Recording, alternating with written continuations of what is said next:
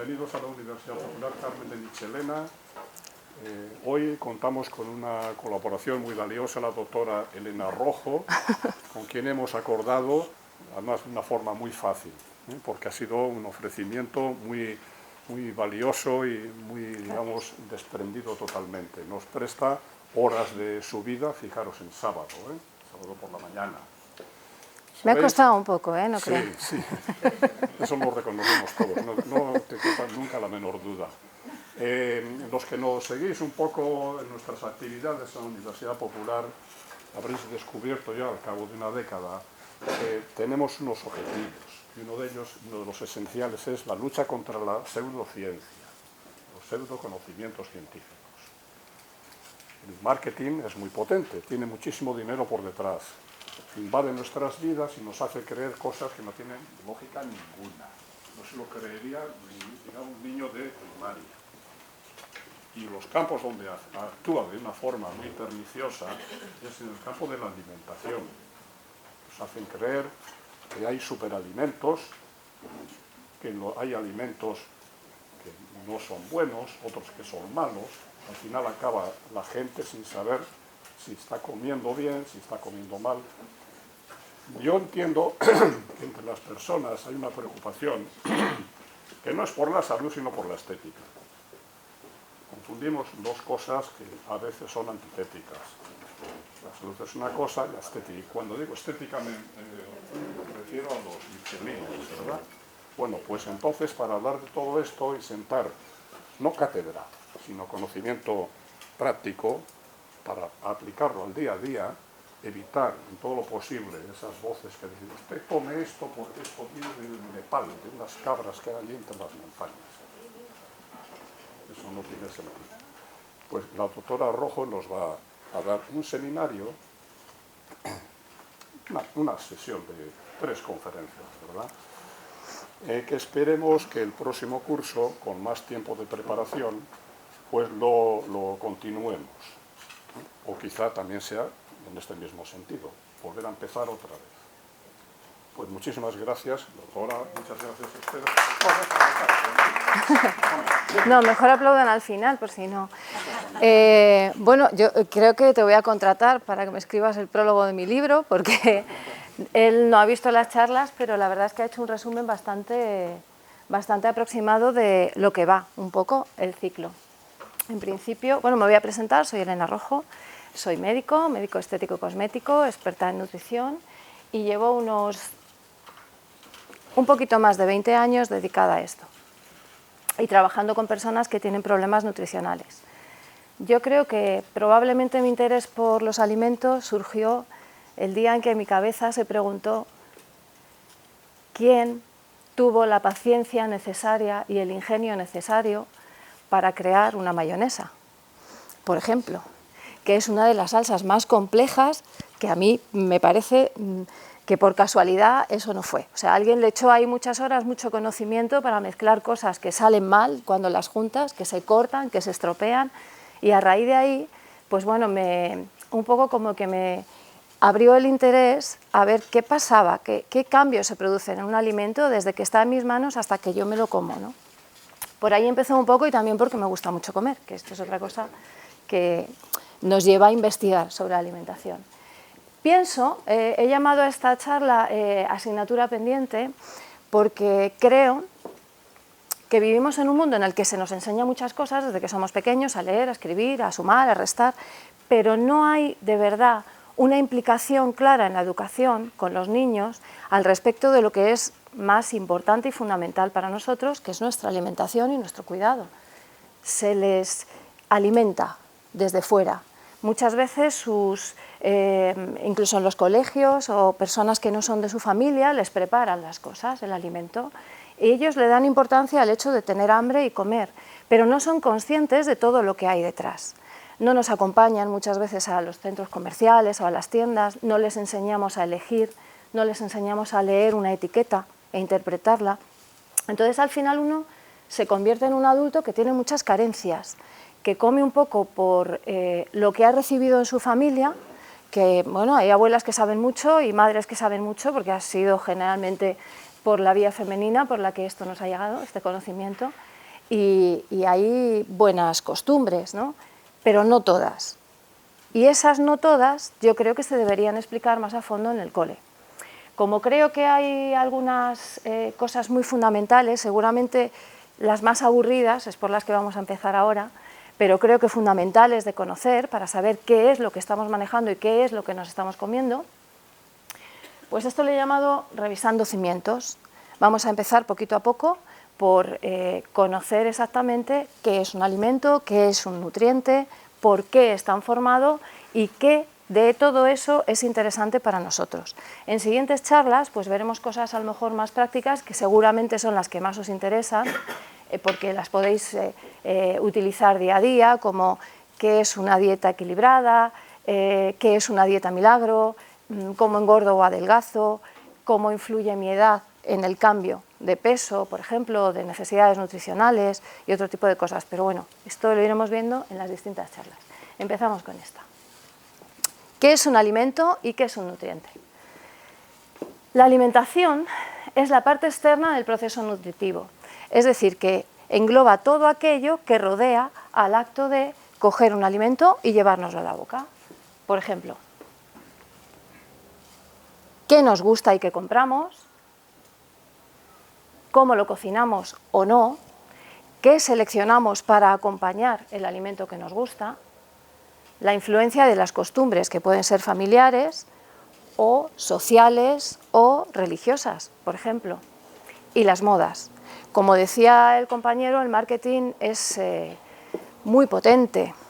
Hay muchos millones de euros que se mueven alrededor de la industria alimentaria.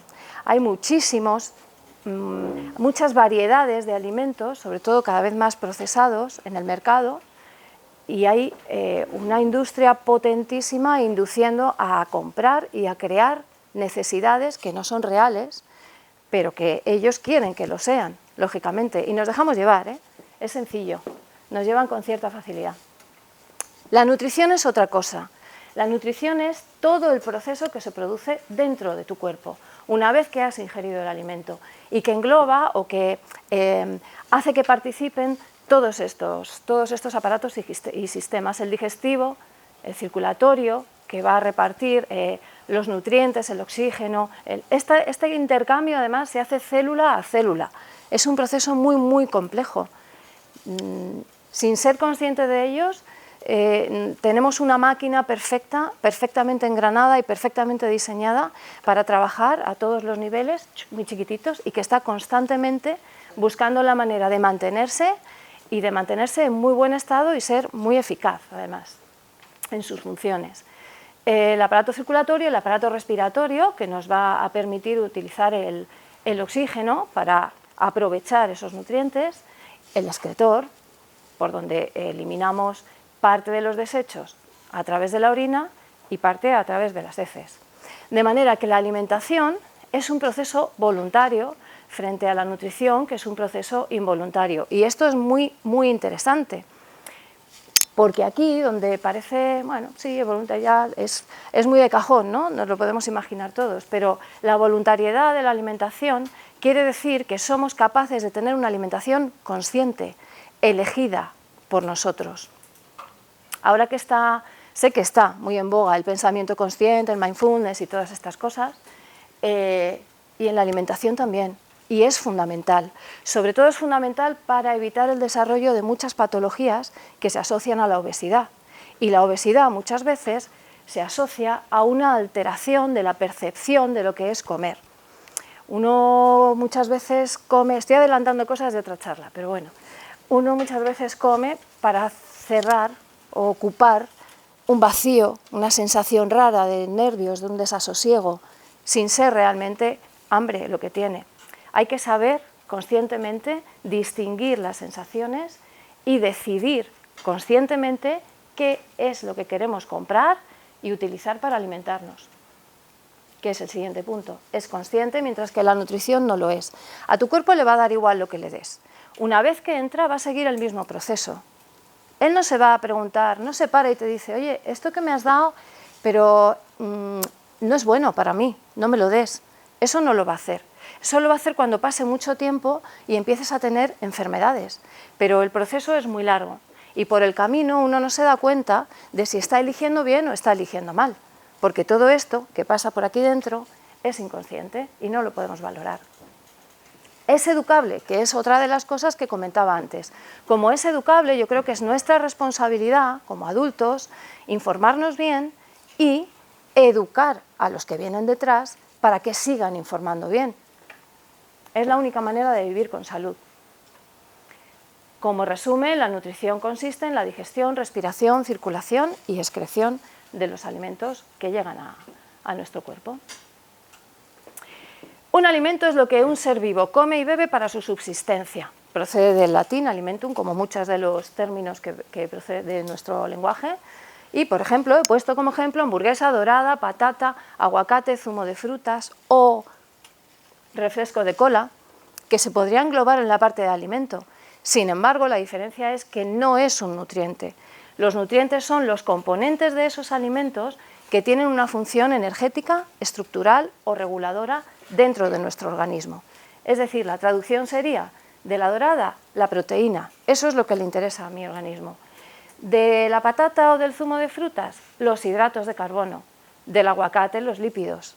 Y el agua como nutriente universal, digamos.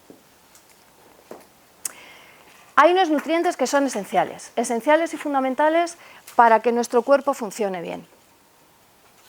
Aminoácidos, sales minerales, vitaminas y ácidos grasos. Los aminoácidos están, como pongo aquí, involucrados en todos los procesos metabólicos. Nutrientes esenciales significa, sin ellos uno no puede vivir.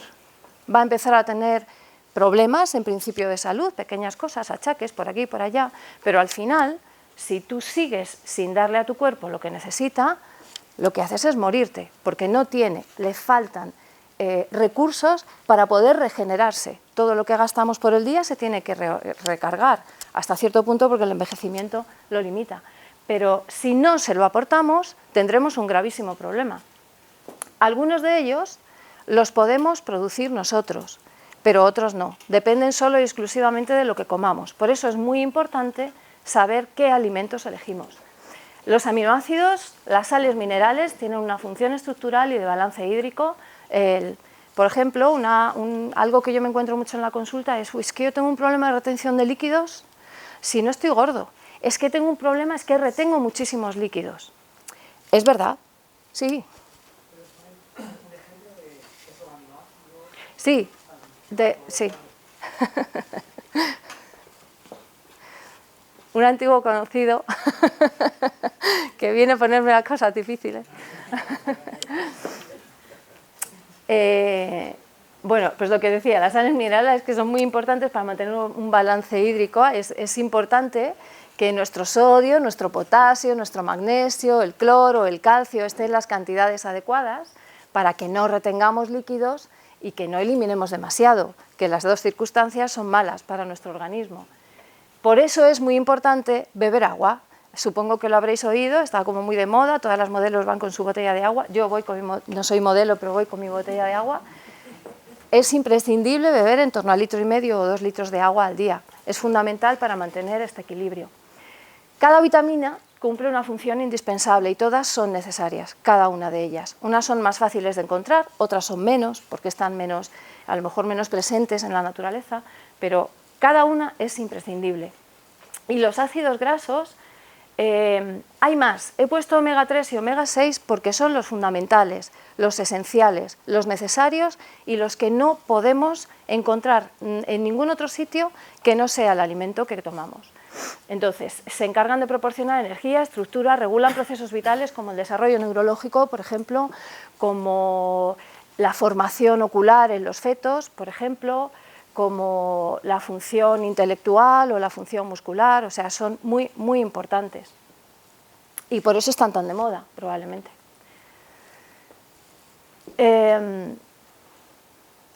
Nuestra gasolina es el ejercicio, es la energía, perdón. Entonces, otra de las cosas que yo me encuentro muchas veces en consulta es: hola doctora, vengo porque mi metabolismo ha cambiado, es más lento y entonces ahora engordo porque mi metabolismo cambia. Hay un punto de verdad en eso, porque el metabolismo es el conjunto de reacciones físicas y químicas que llevan a cabo las células y les permite realizar sus funciones vitales y seguir con vida. Es decir, que es la energía mínima para estar vivos. Eso es el metabolismo basal, la energía mínima para estar vivos. Es verdad que en función de la etapa de la vida en la que uno se encuentra, las necesidades de nuestro organismo van disminuyendo. Y es cierto que si uno se alimenta a los 60 años igual que a los 18, subirá de peso, seguro. Porque a los 18 incluso todavía nos queda un poquito de crecimiento y además tenemos muchas cosas que hacer. Para la vida en general, trabajar, etcétera, pero para nuestra naturaleza en particular, reproducirnos, que es el objetivo principal. Entonces, para reproducirnos necesitamos mucho alimento, mucha energía, guardar para luego poder dar a nuestro bebé. Ahí hay una alta necesidad metabólica y luego va disminuyendo. Eso es verdad. Cuando me dicen el metabolismo basal me ha bajado, doctora, y engordo. Pues sí, es cierto, porque es el 60% de la energía que nosotros generamos en nuestro cuerpo es solo y exclusivamente para vivir, para que la célula se pueda mantener bien y ejercer sus funciones vitales.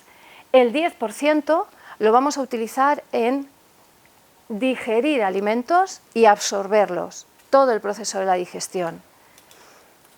Esto que parece un dato teórico, llevado a la práctica, significa que si como menos, no adelgazo. Ayer estuve con una paciente y me decía, como me encuentro mal, porque estoy triste, no como. Y entonces llevo sin comer 3 semanas, que hace que no vengo a verte. Y no he adelgazado nada. ¿Qué es lo que le ha pasado a esa mujer? Primero, como estaba triste, estaba en su casa, no hacía ninguna actividad, estaba sedentaria. Después, no comía.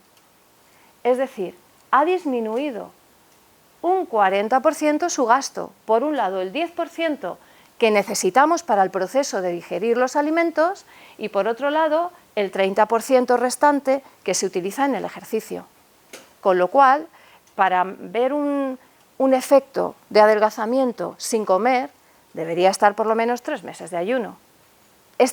La verdad yo no recomiendo, o sea, hay dietas basadas en el ayuno, en determinadas horas, lo habréis visto por ahí. Yo no lo recomiendo, por lo menos no con un fin estético, porque si lo que buscas es bajar peso con el ayuno y vas a estar 3 meses ayunando, pues al final es probable que te mueras. Entonces yo no lo veo bien esto, no lo haría, es una práctica que no recomiendo para adelgazar. Yo no, a mis pacientes yo no se lo recomiendo ni lo hacemos, no. Bueno, las necesidades nutricionales, nutricionales pues son la cantidad de energía que necesitamos para las funciones, ¿no? Esto va variando en función de distintas circunstancias, como hemos dicho, la edad, también el ejercicio lo cambia, el sexo, el estado fisiológico. Os he puesto aquí una fotillo, a ver cómo era esto, ahí. Esta fotillo, en realidad para que veáis que el metabolismo es un ciclo creador y descreador. O sea, lo primero que hacemos es coger este filete, por ejemplo, digerirlo, sacar de él las cosas que necesitamos para empezar a utilizarlas. Esto se llama catabolismo. Va a producir unas sustancias que en realidad son desecho para nosotros, agua, dióxido de carbono y amoníaco, no lo utilizamos para nada, ni nos va a proporcionar nada, en principio. Gastamos energía en deshacer. Y lo siguiente que hacemos, una vez que estamos aquí, con todo lo que hemos conseguido, lo rehacemos otra vez para intentar solucionar todos los problemillas que hemos tenido de desgaste a lo largo del día. Entonces, por el día, generalmente, es el ritmo más habitual, aunque hay gente que tiene otros, y puede ser al revés. Si trabajas de noche, pues puedes estar más activo por la noche, por ejemplo. Nos dedicamos a deshacer y por la noche nos dedicamos a rehacer. Por eso es muy importante el ritmo de sueño y por eso las horas de sueño tienen mucha influencia en si uno crea más o menos grasa. Es mucho más complicado mantener el peso en personas que tienen pues, trabajos con ritmos alternantes, por ejemplo, de turnos, quiero decir. Circunstancias en las que nuestro metabolismo basal cambia. Pues está muy alto en los niños que están constantemente saltando y bailando y haciendo sus cosas, En la edad de crecimiento, por el propio crecimiento, suele ser ya un poquito menos movido, pero tu cuerpo necesita un montón de cosas para crecer. En los enfermos tenemos una cosa ahí un poco intermedia, porque por la fiebre se acelera un poco, pero la propia enfermedad hace que estemos más retraídos, más sedentarios y baja un poquito. En el adulto sedentario, lo que se empieza a ver ya es la importancia de no ser sedentario, y en la menopausia hay otros factores que influyen independientemente del ejercicio. Es decir, que un adulto sedentario, me he empeñado en darle esto, ahí. Un adulto sedentario tiene todavía la posibilidad de solucionar problemas respecto al peso. Una persona menopáusica, concretamente una señora, porque los señores no suelen, tiene un poquito más de dificultad porque hay una parte que no pueden controlar. Por mucho que hagan ejercicio y por mucho que controlen su alimentación, tienen unos desarreglos hormonales que están condicionando dónde se encaja su grasa, cómo se distribuye y que su metabolismo basal baje. Es un poquito más difícil que gasten. Aún así se puede. Aún así, señoras menopáusicas, hagan ejercicio, porque es buenísimo para ustedes y para sus huesos. En esta tabla lo que me interesaba enseñar era cómo cambian nuestras necesidades energéticas. Es interesante porque, si os dais cuenta, los niños entre los 3 y los 6 años, entre los 3 y los 12 en realidad, tienen el mismo gasto, tanto para chicos como para chicas. Hay algunos periodos en los que crecen un poquito más, luego se estabilizan. Entre los 10 y los 12 el periodo puberal se altera muchísimo y sube muchísimo la necesidad energética, y a partir de ahí nos vamos diferenciando entre hombres y mujeres, dependiendo también de la actividad física que tengamos, física y mental, porque también el ejercicio mental desgasta. Si os dais cuenta, hasta los 40 y algo se mantiene en la edad media de la vida, pero a partir de los 41, yo diría más bien 45, la bajada es muy importante. Las necesidades nutricionales disminuyen, las necesidades energéticas disminuyen, nuestra manera de comer debe cambiar. Lo que podías hacer con 16 ya no lo puedes hacer con 59. Eso es muy importante, porque nadie nos explica que pese a que uno tiene que tener una alimentación saludable a lo largo de su vida, hay un momento en esa vida en que todo tiene que cambiar. Hay que hacerse a la idea de que uno no hace una dieta para bajar el colesterol y luego ya cuando termina la dieta vuelve a comer normal. No, es que a partir de ahora lo que te baja el colesterol significa comer normal.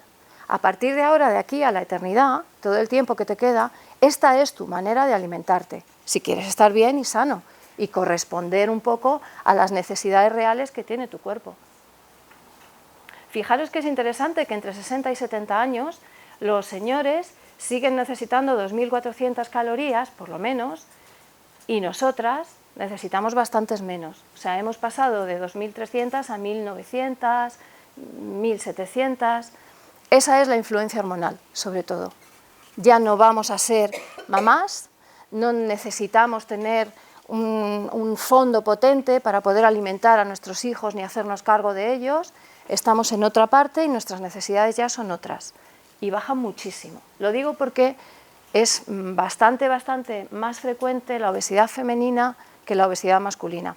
Yo hablo mucho de obesidad porque, pese a que trato otras cosas, es mi tema fundamental. En estos 20 años, sobre todo, he tratado con personas obesas. Pero bueno, trato otras cosas aparte de nutrición, pero que sepáis que tiro un poco por ahí siempre porque mis gorditos son para mí mi más preciado tesoro. Proteínas. ¿Qué son las proteínas? La proteína es una cadena de aminoácidos. Los aminoácidos son una especie de pelotitas. Me he traído aquí la lista entera para que no se me olvide, Manuel. Los aminoácidos son la leucina, isoleucina, metionina, lisina, fenilalanina, triptófano, treonina, histidina en niños, argidina. Están involucrados absolutamente en todo lo que te puedas imaginar que pasa en nuestro cuerpo. Estamos llenos de reacciones químicas y probablemente en cada una de ellas intervienen estos aminoácidos. Se unen, como en un collar de perlas o de cuentas, formando proteínas. Y lo que nuestro cuerpo hace cuando nos llega una cadena de aminoácidos, por ejemplo, en un pescado, es descomponerlo en todos los trocitos chiquititos, decidir de eso qué es lo que es útil para nosotros, volver a organizarlo en un collar diferente y crear una estructura que nos faltaba, que hemos desgastado a lo largo del día. Fundamentalmente se encargan por eso lo he puesto, fundamentalmente son estructurales y 1 gramo de proteína proporciona 4 kilocalorías. Aproximadamente en nuestra dieta entre el 10 o el 15% debería estar aportado por proteínas. Si lo pensáis, sobrepasa con muchísimo nuestra alimentación actual el aporte de proteína en la dieta. Tomamos proteína al levantarnos, tomamos proteína a media mañana, tomamos proteína después de comer, en la cena, a media tarde. O sea, tendemos a basar nuestra alimentación en productos animales, casi siempre, o derivados de animales, o lácteos.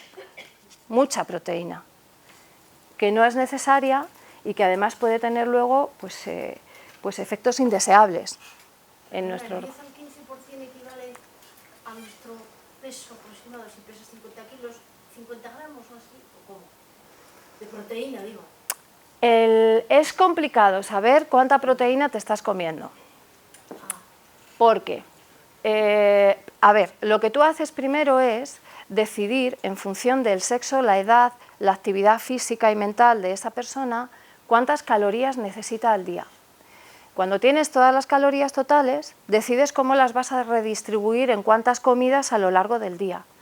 Cuando ya la tienes redistribuida y decides cuántas comidas va a hacer esa persona, coges una de esas comidas y dices, bien, a esta que le corresponden, por ejemplo, 300 calorías, a este total de esta comida, voy a ver qué composición nutricional le hago para que sea equilibrada. Pues el 10-15% tendrá que ser de proteína, el 20-25% de otra cosa, el 40 o el 50 de otra. Es decir, no es un porcentaje respecto a nuestro peso corporal, sino respecto a la cantidad de calorías que necesitamos diarias y, en concreto, en una comida. Lo puedes hacer por días, pero lo hagas por días o no, lo tienes que redistribuir por comidas. Si quieres que sea perfecto, sería así. No es imprescindible hacerlo así. Por suerte tenemos un organismo que nos ayuda en ese sentido. Entonces, para que no tengamos que estar tan preocupados de organizar nuestra comida diaria, cada una de ellas perfecta, aunque os daré un truquillo en otra charla para hacerlo, aunque no estemos nosotros con la cabeza en su sitio para poder hacer eso, nuestro organismo tiene un pool, unas piscinas o unos trasteros donde va a almacenar las cosas, los nutrientes. Por lo tanto, si nuestra alimentación concreta de un día es un poco desequilibrada, ya se va a encargar de cogerlo de ese trastero y equilibrarlo. La cuestión es que ese trastero siempre tenga algo. En la reserva, en nuestra despensa personal, siempre tenemos que tener un excedente. Y eso sí significa que el total de nuestra dieta, de forma regular, tiene que ser equilibrada, para que si en alguna comida se nos descoloca, podamos coger lo que nos falta y utilizarlo de ahí. Pero es un poco más complicado que... sí. Que con 1 gramo ya nos hemos pasado casi. ¿De cómo que ya te has pasado? Nos ha proporcionado 4 kilocalorías.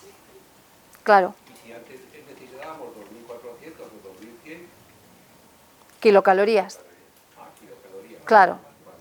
¿Sabes qué pasa? Que hay la manera extendida o el lenguaje más habitual de hablar de esto son las calorías. No sé por qué, a la gente le gusta más o desde algún sitio de publicidad han decidido que queda mejor decir calorías, pero en realidad con lo que nosotros nos manejamos es con kilocalorías. Sí. ¿Quiere esto decir, perdona, que en una dieta de 2.000 kilocalorías o pues ese 10-15% significa que estaríamos hablando de 200 gramos de proteína. 200 gramos de proteína total, porque cuando tú te comes un filete, el peso de ese filete no es el peso de las proteínas que contiene ese filete. Luego hay que hacer una estimación, porque tiene grasa, tiene agua, depende ya de la calidad, ¿no?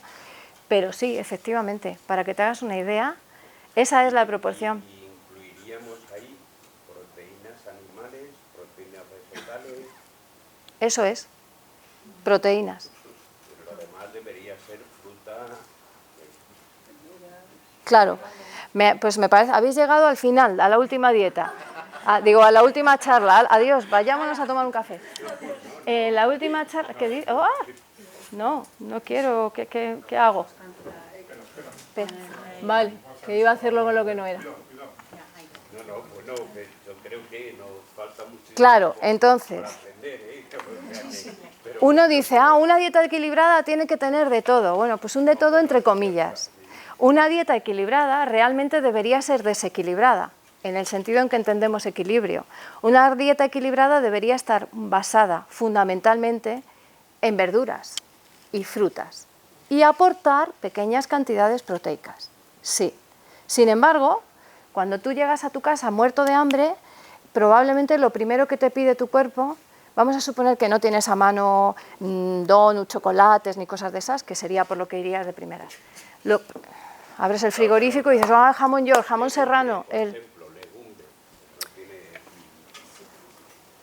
La legumbre es una proteína vegetal sanísima, es cierto, sí, y nos metemos unos tanques interesantes. Claro, no es el modo de comer sí, no es el modo de comer legumbre, eso es. Pero bueno, a cambio a lo mejor otros días no, y compensamos. Depende. Yo soy más partidaria de hacerlo de manera regular a lo largo del tiempo, poco a poco, y no darme una panzada un día de algo y luego al día siguiente o 3 siguientes no probarlo. Pero hay gente que come así también y al final consigue mantener cierto equilibrio. En cualquier caso, en cualquiera de estos casos, el consumo de proteína en la sociedad occidental o por lo menos en nuestra cultura es altísimo, sí. Eso también se relaciona con patología inflamatoria, por ejemplo.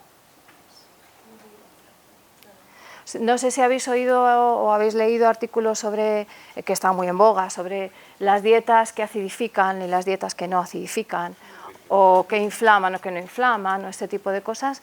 Hay, yo diría, un puntito de verdad. Luego se ha creado un mundo alrededor, porque es interesante a nivel económico, pero hay un puntito de verdad, de cómo influyen los alimentos en nosotros. Ahora lo vemos un poquito más adelante, que queda muy poquito y os lo explico. Bueno, entonces, las proteínas. Hay proteínas de alto valor biológico. Esto significa que tienen todos los aminoácidos esenciales, vitaminas, oligoelementos, minerales, nutrientes que necesitamos. Es decir, ¿podríamos vivir comiendo solo esto? Pues casi, casi. Pero son proteínas, hay que acordarse de que hay que controlar la cantidad. Pero lo fundamental es que para llamarse proteína de alto valor biológico tiene que tener los 9 aminoácidos esenciales, si no es una proteína vulgar, le ha tocado. Entonces, esto lo vais a encontrar en pescados, huevos, carnes, mariscos, trigo sarraceno, amaranto y quinoa. Hasta hace muy poco se pensaba que no había en el mundo vegetal nada que nos pudiera aportar los aminoácidos esenciales necesarios. Pero se ha descubierto que el trigo sarraceno, el amaranto, la quinoa y el cáñamo también, que no lo he puesto, ¿o sí? No. La soja y el cáñamo, que se conoce como un superalimento ahora, si queréis os explico un poco por qué es superalimento, pues también los contienen. Y esto es una cosa que de repente genera una duda y es, anda, y los vegetarianos que tenían tantísimas carencias, porque claro, vosotros venís digamos, de grupo población, yo vengo del grupo sanitario, y entre los sanitarios y los médicos un vegetariano era, ¡uah!, y un vegano una atrocidad. O sea, le falta de todo, hay que hacer analíticas, el hierro va a estar bajo, era algo que creaba muchísima ansiedad y muchísimo miedo, casi decían, no, que no me toque a mí, un paciente que sea vegano. Pues la realidad es que no. Uno puede ser vegano, puede no tener ninguna carencia, puede alimentarse de proteínas vegetales y de otras cositas solo de origen vegetal y que no haya ninguna carencia en su vida y tenga una salud estupenda. Y es más, hay un último estudio, se ha presentado hace un mes, hace muy poquito, bueno, de hecho todavía no lo han presentado, lo he visto pero no lo han presentado, que avala que hay una grandísima mejoría en personas diabéticas que han hecho dietas vegetarianas. Sorprendentemente, porque la dieta vegetariana tiene bastante contenido de azúcar, aunque sea a través de las verduras o a través de las legumbres. Sin embargo, se ha visto que ha mejorado muchísimo los niveles de azúcar en sangre en personas diabéticas. O sea que el mundo se dirige hacia por otros derroteros distintos de los habituales. Yo espero y confío, porque es bastante más sano. Bien, las proteínas de bajo valor biológico carecen de algún aminoácido esencial, o lo contienen en muy poca cantidad, o directamente les faltan muchos aminoácidos esenciales. Y suelen ser los cereales. Y aquí hay una cosa curiosa, o por lo menos que a mí siempre me ha parecido muy curiosa, que es la sabiduría popular. Porque entonces, siguiendo esta máxima, un plato súper completo podría ser unas lentejas con verduras y con arroz. O sea, típico de las abuelas de toda la vida de Dios. Completísimo. Pero no tenían estos conocimientos. Quiero decir, solamente es una receta tradicional nuestra, mediterránea, que viene de Allende los Mares, pero ellos no tenían estos conocimientos científicos, no tenían tecnología ni siquiera para saberlo. Sin embargo, sí que hay muchas recetas que se complementan y que son muy completas. Dime. ¿Dónde están las legumbres? Las legumbres no las he puesto porque no tienen los aminoácidos esenciales, solo y exclusivamente, porque no los tienen. Y los cereales los he puesto porque la cantidad es muy baja y porque tienen muy pocos, o sea, un poco como contrapartida. La legumbre estaría en un grupo intermedio, porque suele tener aminoácidos, pero no los contiene todos. Y los que contiene están en cantidades bastante, digamos, aceptables, pero no los contiene todos. Entonces me he ido a los dos extremos, por eso no están. Pero son un alimento formidable, necesario y que debería estar presente en nuestra alimentación, pues como 3 veces en semana. ¿Sí? Creo que convendría, claro, que el trigo sarraceno no es un trigo, es un cereal. Bueno, es que no está puesto como cereal. Está puesto como una proteína de alto valor biológico, en realidad. Sin embargo, sí es un cereal. Es tipo, ya, y la quinoa, pero son pseudo cereales, porque tienen otros orígenes, sin embargo el aspecto o el uso nos hace asemejarlo a lo que sí lo son. Sí, perdón. ¿El arroz entonces que has hablado de él, dónde encajaría? El arroz encajaría más bien en este lado. Sí, en un punto intermedio también, claro. Tiene un lisín, tiene un aminoácido que encaja muy bien con las lentejas. A las lentejas les falta, al arroz les sobra, es perfecto. Tampoco es necesario que vayan los dos juntos en un plato. Si tú comes hoy lentejas y mañana arroz, ya se encarga tu cuerpo de hacerlo, ¿eh? Perdón, y con ácido úrico en las lentejas, las legumbres están prohibidas. No, ¿por qué? Pero me preguntas o porque te lo han prohibido a ti, por ejemplo. No, lo que hay que tener es cuidado con el consumo, pero no son uno de los alimentos que más suban el ácido úrico. Lo que lo acompaña, sí. La morcilla, el chorizo, el tocino, de una fabada. Pero no es una de las cosas. Yo no se lo prohíbo a mis pacientes en pequeñas cantidades, eso sí, controlando la cantidad, porque pueden subirlo un poquito, pero no es una... Pues depende. Algunos sí y otros no, pero fundamentalmente yo diría que lo que más sube como norma, así para recordar, lo que más dispara el úrico son los rojos. Frutos y vegetales de color rojo, con betacarotenos, sí. Suelen ser los que más se asocian a su vida, aunque luego pueda haber otros puntuales que también se retiran porque tienen efecto en la subida del ácido úrico, que a lo mejor te han quitado alguno, como unas espinacas, por ejemplo. Bueno, las proteínas de las funciones son estructurales, como el colágeno, enzimática, es decir, que intervienen en diría casi cada reacción química que ocurre en nuestro cuerpo para mejorarlas o bien porque las hacen más rápidas o las hacen más eficientes, ajustan genes, no es que vayan a cambiar nuestra información genética, pero sí la pueden modular y modificarla, un poquito. Tienen una función hormonal como la insulina o el glucagón, por ejemplo, que controlan nuestros niveles de azúcar, nos defienden. Tienen también las inmunoglobulinas, son unas celulitas proteicas que se dedican a defendernos. Controlan el pH, lo cual es muy importante para la retención de líquidos, por ejemplo, o para una buena función renal, para eliminar bien la orina, por ejemplo, que no se nos acidifique. Son un autobús de transporte que lleva cosas de un lado a otro de nuestro cuerpo, generalmente lo lleva de la sangre, donde está circulando cuando uno come, todas esas cosas que se quedan circulando en la sangre, viene una proteína, las coge y las lleva al órgano correspondiente para que sea utilizado. Y reserva, también tienen una función de reserva. En realidad, nuestro cuerpo está diseñado como una máquina súper eficiente.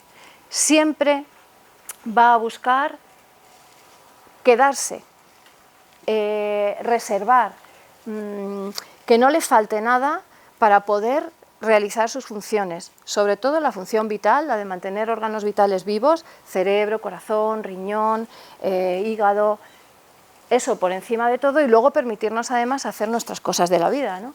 Pero tened en cuenta que es una máquina perfectamente engranada, perfectamente diseñada, a mí me parece la más perfecta que hay, y perfectamente eficaz. Entonces, todo lo que hace tiene una razón de ser y un porqué. Todo, incluso provocar obesidad, por ejemplo. Pero como me adelanto, porque me gusta, me emociona y me adelanto, pues me voy a callar aquí, que ya lo veremos en la segunda charla o en la tercera. Glúcidos e hidratos de carbono. Los glúcidos son los azúcares, también conocidos como hidratos de carbono o carbohidratos, y son hoy en día pues, los más demonizados en la alimentación. No hay que comer carbohidratos, no hay que comer azúcares, estamos ahí con una lucha loca con ellos. Bueno, pues son muy importantes, tan importantes que deberían constituir casi la mitad de nuestra alimentación. Nos proporcionan energía, fundamentalmente. 1 gramo de hidratos de carbono proporciona 4 kilocalorías, igual que las proteínas. Lo que pasa que lo que necesitamos es muchísimo más. En esa proporción, como le explicaba antes a la compañera, de la dieta general, ¿no? O sea, el porcentaje de calorías, no estamos, o de kilocalorías, no hablamos de porcentaje de peso real.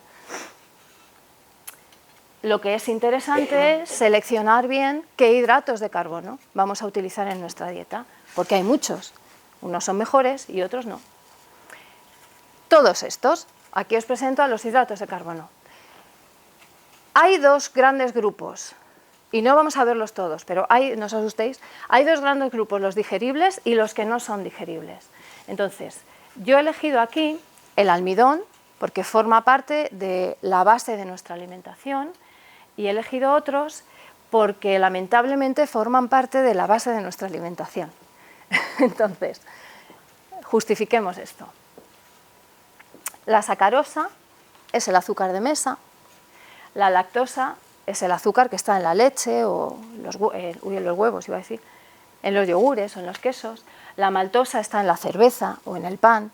Al final todos ellos son primos, hermanos o derivan prácticamente en la misma molécula, y es azúcar refinado.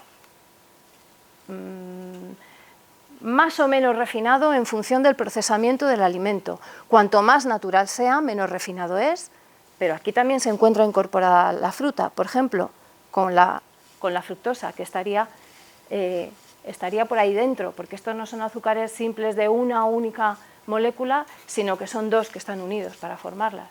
Pues por ahí dentro de una de ellas, de la sacarosa, vamos a encontrar una fructosa. Los almidones, por tanto, son féculas y son azúcares. Es la reserva energética de los cereales. Cuando ellos necesitan energía, que también lo necesitan, abren sus depósitos de almidón y la utilizan. Los animales, que somos nosotros, tenemos otra cosita parecida que se llama glucógeno y que guardamos en nuestros músculos y cuando lo necesitamos lo utilizamos. Ellos utilizan el almidón. Entonces, en nuestra glándula salivar ya tenemos una enzima que se llama amilasa y que va a romper el almidón en trocitos pequeños. Es decir, la digestión comienza en la boca. Cuanto más cuanto mejor encajen nuestros mecanismos para romper los alimentos y los propios alimentos, muchísimo más asimilables son para nosotros. ¿Qué quiere decir esto? Pues que si el almidón llega a nuestra boca y ya lo estamos partiendo, iniciando el proceso de digestión, también estamos empezando a absorber el azúcar. O sea, es un tipo de azúcar de absorción rápida. Y un tipo de azúcar de absorción rápida lo que significa en nuestro cuerpo es una subida muy importante en sangre de glucosa. Hay féculas integrales que producen que esa subida sea más lenta. Que estemos saciados más tiempo, porque tardamos más tiempo en digerirlo, y que además nuestros niveles de azúcar y de insulina no varíen tanto y son más beneficiosos para la salud en general que los que se absorben muy rápido, que podría ser un sugus, por ejemplo.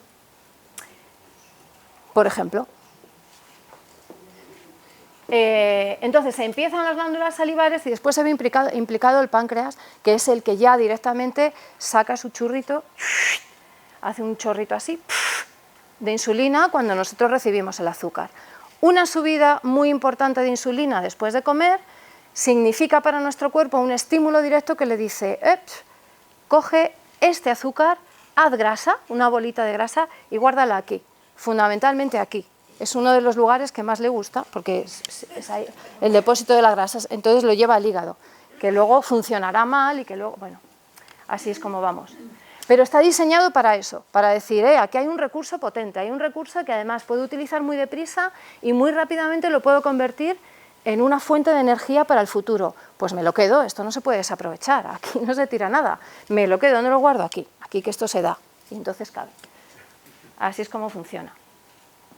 Hay otro tipo de hidratos de carbono que no son digeribles, que es la celulosa, son los hidratos que nos pueden proporcionar pues un montón de plantas, por ejemplo, que también tienen hidratos. Es decir, que cuando me tomo una lechuga estoy tomando azúcar, pues sí, también. Menos cantidad y de otra calidad, pero sí, también estoy tomando azúcar. La fibra es fundamental. No sé por qué, pero en casi 21 años que llevo tratando con problemas nutricionales, en los últimos 4 o 5, me encuentro muchos problemas de estreñimiento.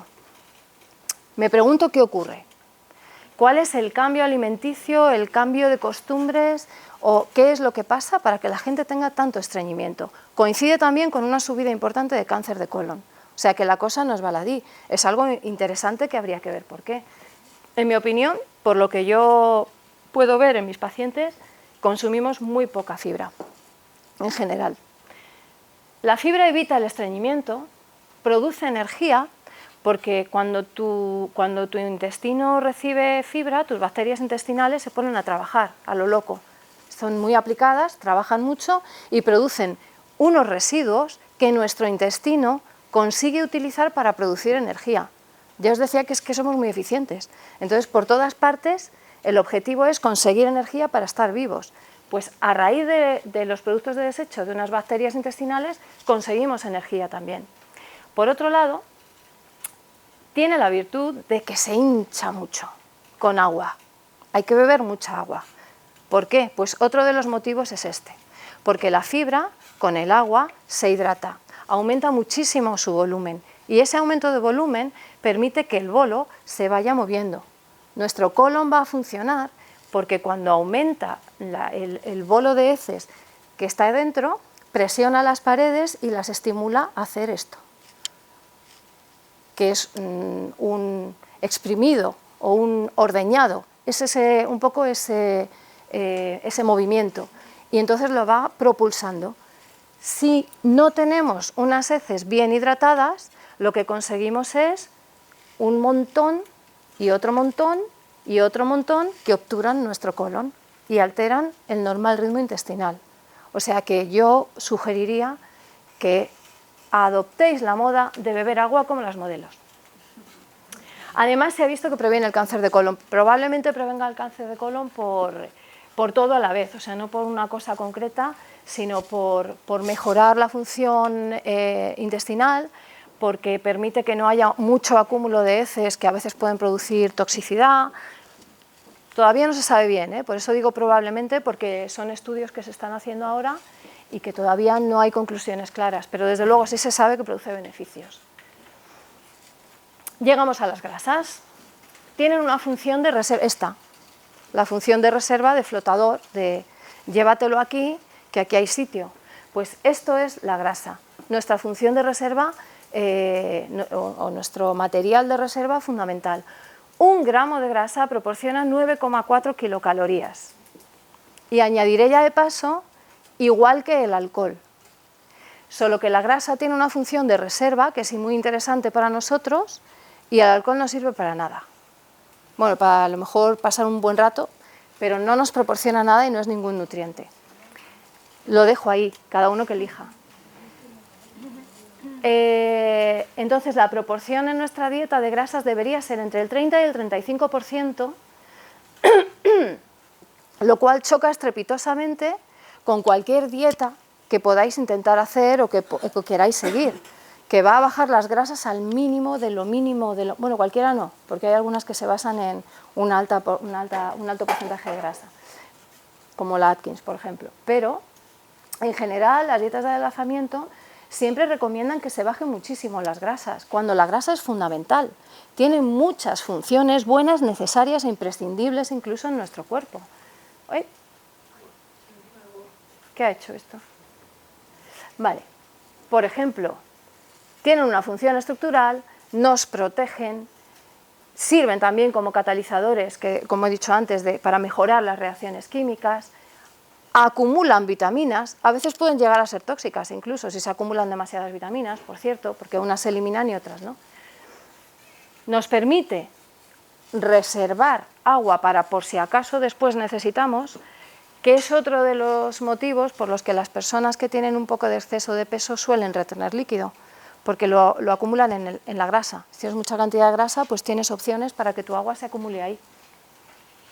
Producen calor, son encargadas de la termogénesis, nos protegen del frío. Si alguna vez habéis hecho una dieta y habéis perdido un número interesante de kilos, os daréis cuenta de que pasáis frío, mucho además. De repente todo cambia. Y transportan cosas, por ejemplo, una gran parte de las hormonas femeninas, de los estrógenos, se acumulan en la grasa que poco a poco vamos haciendo a lo largo de la vida y que la acumulamos en sitios estratégicos para después producir sustancias que puedan alimentar a nuestros bebés, por si acaso vamos a tener alguno. Pues bien, eso es uno de los principales cambios que se producen durante la menopausia. La bajada estrogénica hace que la grasa que tenemos en nuestro cuerpo cambie su distribución, sube generalmente. Las mujeres que están en ese entorno empiezan a perder cintura, la grasa se acumula mucho más arriba, en el cinturón abdominal, y eso significa, aparte del cambio estético, etcétera, lo que significa es un aumento de riesgo cardiovascular importantísimo de repente. Nos ponemos a nivel de los hombres, que ya lo tenían, ellos ya vienen con el riesgo de serie, entonces nosotros nos igualamos en riesgo cardiovascular a un hombre. Por eso también es muy importante, a partir de cierta edad, saber muy bien qué es lo que estás comiendo para controlar ese acúmulo de grasa, porque si no empezaremos a tener ya hipertensión, problemas de colesterol, de ácido úrico, de diabetes. Yo no lo veo muy agradable. Creo que es mejor prevenir un poquito. ¿Y cuáles son las buenas y las malas? Porque estas grasas son los colesteroles que nos suben después. Bueno, pues las grasas buenas, entre comillas, son las grasas insaturadas, las que están en estado líquido, los aceites, no todos, pero son mejores que las grasas que podemos encontrar en estado sólido. Las mejores de todas son las monoinsaturadas y las poliinsaturadas. Las monoinsaturadas las podemos encontrar, por ejemplo, en el aguacate, como he puesto ahí. Suelen estar más en productos vegetales, y las poliinsaturadas en los pescados, fundamentalmente, pero no todos. He puesto omega 3 y omega 6 porque son esenciales. Una grasa o un ácido graso esencial quiere decir Cuando a un ácido graso se le llama esencial, lo que quiere decir es que nuestro cuerpo no es capaz de producirlo por sí mismo. Necesita ingerirlo para sacarlo de los alimentos. Por lo tanto, es fundamental tomar alimentos que lo contengan. Por ejemplo, los omega 3, ¿ves el salmón? Eso es un salmón. La idea era asociarlo con el dibujo, pero a lo mejor no se ve bien. Bueno, fundamentalmente el omega 3 está en los pescados. Hay algunos productos vegetales que también lo pueden contener, pero fundamentalmente el omega 3 está en el pescado. El omega 6, además, una cosa muy importante es que es antiinflamante, tiene una acción antiinflamatoria a nivel generalizado, tanto de órganos internos como articular, por ejemplo, que es una cosa bastante interesante pues en personas que puedan tener fibromialgia. A través de la alimentación se pueden tratar, mejorar e incluso en ocasiones curar muchas patologías metabólicas, ¿no? Fundamentalmente pescado y fundamentalmente pescado azul. Por eso es muy importante que entre 2 o 3 veces en semana nuestro consumo de pescado sea azul, incluya pescado azul. Y si no nos gusta o no nos apetece o que ocurre o eres alérgico de repente porque has tenido un anisakis que te impide tener contacto con el pescado, lo suyo es buscarlo en capsulitas, o sea, como un complemento. Pero es fundamental el ácido graso omega 3. He puesto al lado el omega 6, o debajo, porque pese a que es también un ácido graso que no podemos encontrar nada más que a través de los alimentos, es un poquito más complicado. Es esencial, pero este es al revés que el otro, tiene un mal efecto. Cuando nuestro ácido graso omega 6 sube por encima del ácido graso omega 3, empezaremos a tener problemas serios incluso a nivel cardiovascular, es decir, infartos. O sea, problemas de verdad, aparte de que produce inflamación de tejidos.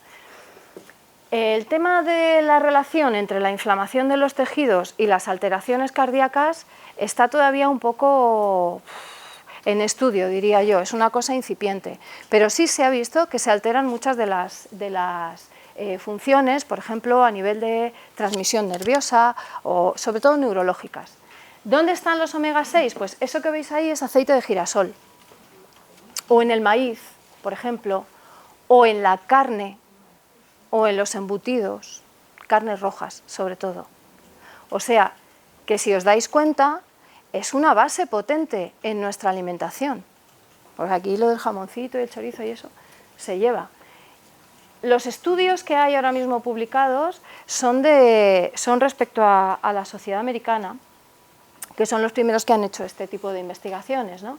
Y entonces allí, en esa cultura, ellos tienen una desproporción de 30 omega 6 por 1 omega 3, lo cual favorece la obesidad y la producción, el desarrollo de lo que se llama síndrome de resistencia insulínica. Y por eso en Estados Unidos es una de las grandes causas de que tengan ese problema de obesidad, tanto infantil como adulta, y muchísimos problemas cardiovasculares. Están en la cabeza de todo. Ellos es que van siempre abriendo, y entonces en esto pues también. Y además ellos basan mucho también su alimentación en el aceite de girasol y de maíz, porque supongo que son los cultivos que tienen más próximos, aparte de mantequillas y aparte de otras cosas. El omega 9 es un ácido graso que no es esencial, pero me ha parecido interesante. Eso que veis al lado es una florecita de canola, que es canola, nabina o colza, que tiene muy mala, en nuestro país, tiene muy mala prensa, la colza, por lo que sucedió allá en los 80, ¿no? La realidad es que no es un aceite tan malo, el aceite de colza, no es de los peores. Teniendo aceite de oliva, lógicamente nosotros somos privilegiados, ¿no? Yo no elegiría ningún otro para nada, pero no es tan malo. Es un aceite que se puede utilizar, que también es poliinsaturado, lo cual quiere decir que es bueno, que va a hacer que nuestro colesterol bueno suba y nuestro colesterol malo baje. Lo que pasa es que el proceso para conseguir ese aceite refinado es muy largo. Y en ese proceso, en esa grandísima manipulación, sí que se van a producir ciertas sustancias que están en entredicho de cómo pueden afectar a nuestra salud. Podrían ser potencialmente cancerígenas, por ejemplo. Para que os hagáis una idea, en ese proceso de refinamiento del aceite de colza, pues se obtienen sustancias de uso industrial.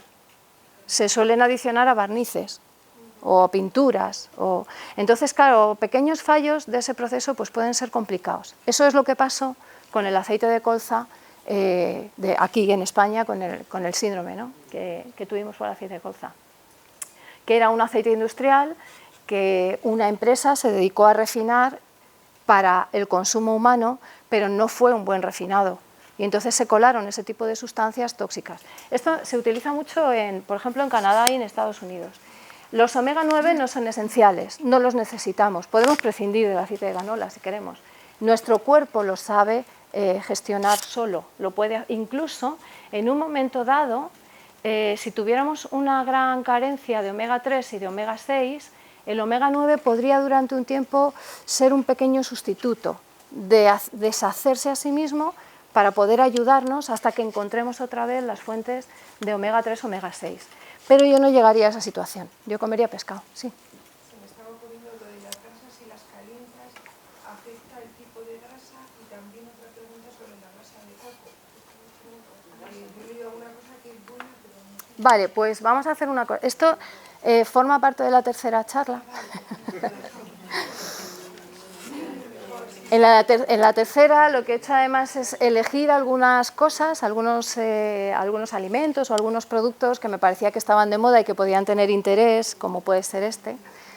Si queréis, anotad en un papelito, como queda tiempo para las siguientes, si queréis anotarme en algún papelito las cosas que os interesen, lo puedo incluir a lo mejor, o hacer una pequeña explicación si me cabe. Bueno, si me pedís muchas cosas no, pero lo puedo y lo vemos con más detalle, ¿vale? Pero sí es verdad que hay grasas que se desnaturalizan, claro. Por ejemplo, un aceite de girasol no se puede utilizar muchas veces para freír porque se desnaturaliza. Tú no eres consciente de ello, salvo que porque se caduca antes y enseguida huele a rancio, pero antes de empezar a oler a rancio, si lo has utilizado varias veces ya está desnaturalizado y ya no sería correcto utilizarlo para el consumo humano. Sin embargo, el aceite de oliva tiene la virtud de que puede aguantar mucho, mucho, mucho sin que le pase nada. Y luego además puedes hacer jabón, que también está muy bien, porque yo soy partidaria del reciclaje total. Entonces, yo lo hago y lo recomiendo a todo el mundo, porque es estupendo para la piel y las dermatitis. Y,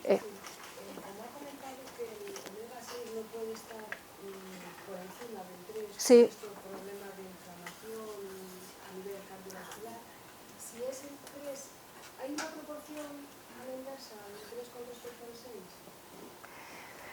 En cuanto de perjudicial, no.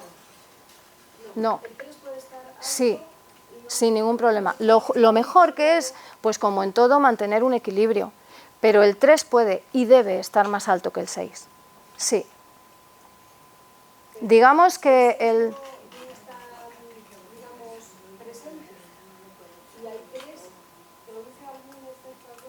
Es difícil que el 6 no esté presente de ninguna manera, aunque sea poquito, porque incluso en alimentación vegana consigues tener omega 6, porque también hay productos vegetales que te lo aportan. Lo que pasa es que yo he dado unos ejemplos de los más representativos, ¿no?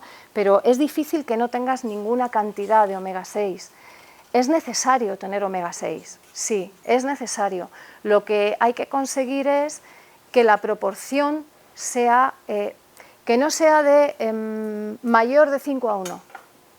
O por lo menos los límites son muy altos, en realidad. Los límites nutricionales siempre son muy altos porque se hablan con márgenes de seguridad enormes para que las variaciones individuales de las personas permitan estar dentro de un estado de salud, moviéndote dentro de límites amplios. Entonces, te diría que siempre que no haya un 25 omega 6 frente a un omega 3, por debajo de eso o hasta ese punto, sería una situación que tu cuerpo puede manejar. O sea, hablo de mucho. 5 veces 5. Dime. Por ejemplo, usando el aceite de oliva, si te descuidas y humea mucho, ¿seguro que se cae? Sobre todo si es un aceite de oliva virgen extra. Sí. ¿Esto procede a toxicidad? No inmediata, pero sí. Pasa igual que con los ahumados, por ejemplo, o con las barbacoas, por ejemplo. Sí. Al final, por acumulación, se está viendo que producen ciertas sustancias tóxicas que de manera directa, inmediata, no producen una toxicidad urgente que te lleve al hospital, pero a lo largo de la vida, por acumulación, sí lo produce y se relaciona con cáncer, fundamentalmente de estómago y de colon. Sí. Y sobre todo con el aceite de oliva virgen extra, que es buenísimo y es buenísimo en crudo, sobre todo, o a baja temperatura, para cocción en baja temperatura, pero para cocción en alta temperatura ya no lo es tanto, porque se desnaturaliza con facilidad. Que sea virgen, pero no extra. Sí.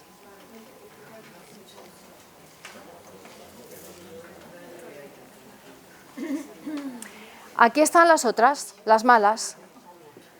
Las grasas malas o saturados. Os he puesto, aquí os he puesto lo que es un ácido graso insaturado, digamos la estructura química básica, un poco por el linoleico, un poco por curiosidad, que como veis, pues tiene algunos enlaces que se pueden rellenar. Hay bolitas en todas partes menos en alguna que otra. Aquí no. Está ya completa la molécula, toda entera. Esto hace que sea una grasa sólida, o que solidifica con cierta facilidad en cuanto la temperatura baja un poquito. Sí, la leche también. Entera, la leche entera. Yo recomiendo lácteos desnatados en general, salvo en periodo de crecimiento de niños pequeñitos. La leche te puede aportar muchas cosas buenas sin necesidad de tener la parte perjudicial de la grasa saturada que tiene la leche. Embutidos, quesos ricos, mantequilla. ¿Y cuáles son las muy malas? Porque todavía hay más malas. Las grasas que son así. Son las buenas, las regulares y las muy malas. Las grasas trans, que son aquellas a las que se le añaden hidrógenos. A un aceite líquido, o sea, una grasa buena, aceite de oliva, por ejemplo, se le añade un hidrógeno o varios para hacerlo una grasa sólida. Son las más nocivas porque estas sí que está demostrado que aumentan los niveles de colesterol malo, entre comillas, que es el que en vuestra analítica pone LDL, el de baja densidad, y disminuyen los niveles de colesterol bueno, el de alta densidad.